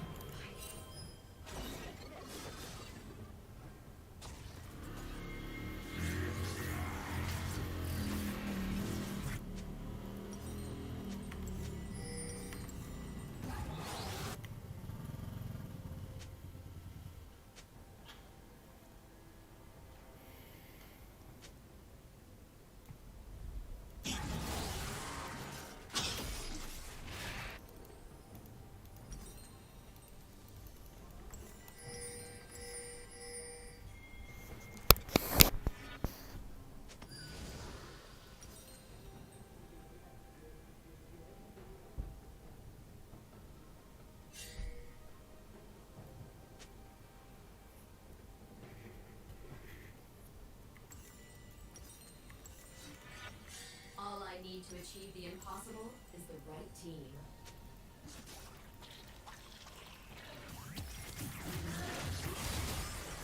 ally has been slain.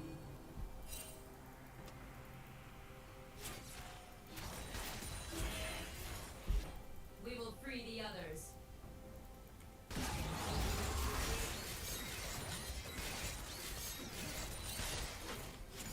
An ally has been slain. Bound to connect. Information will set them free.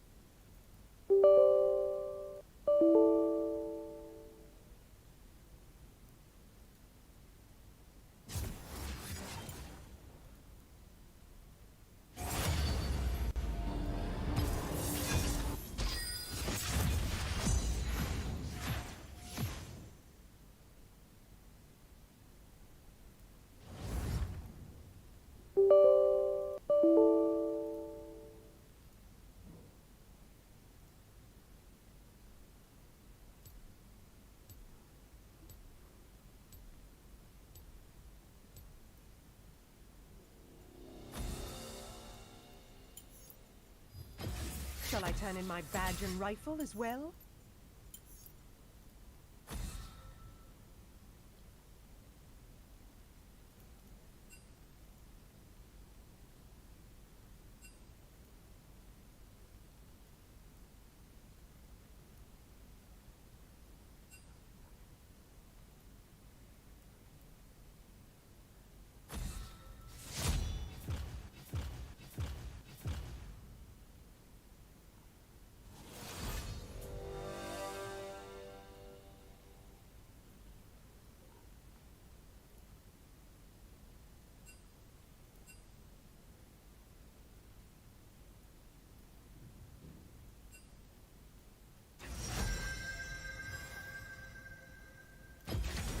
All the world on one arrow.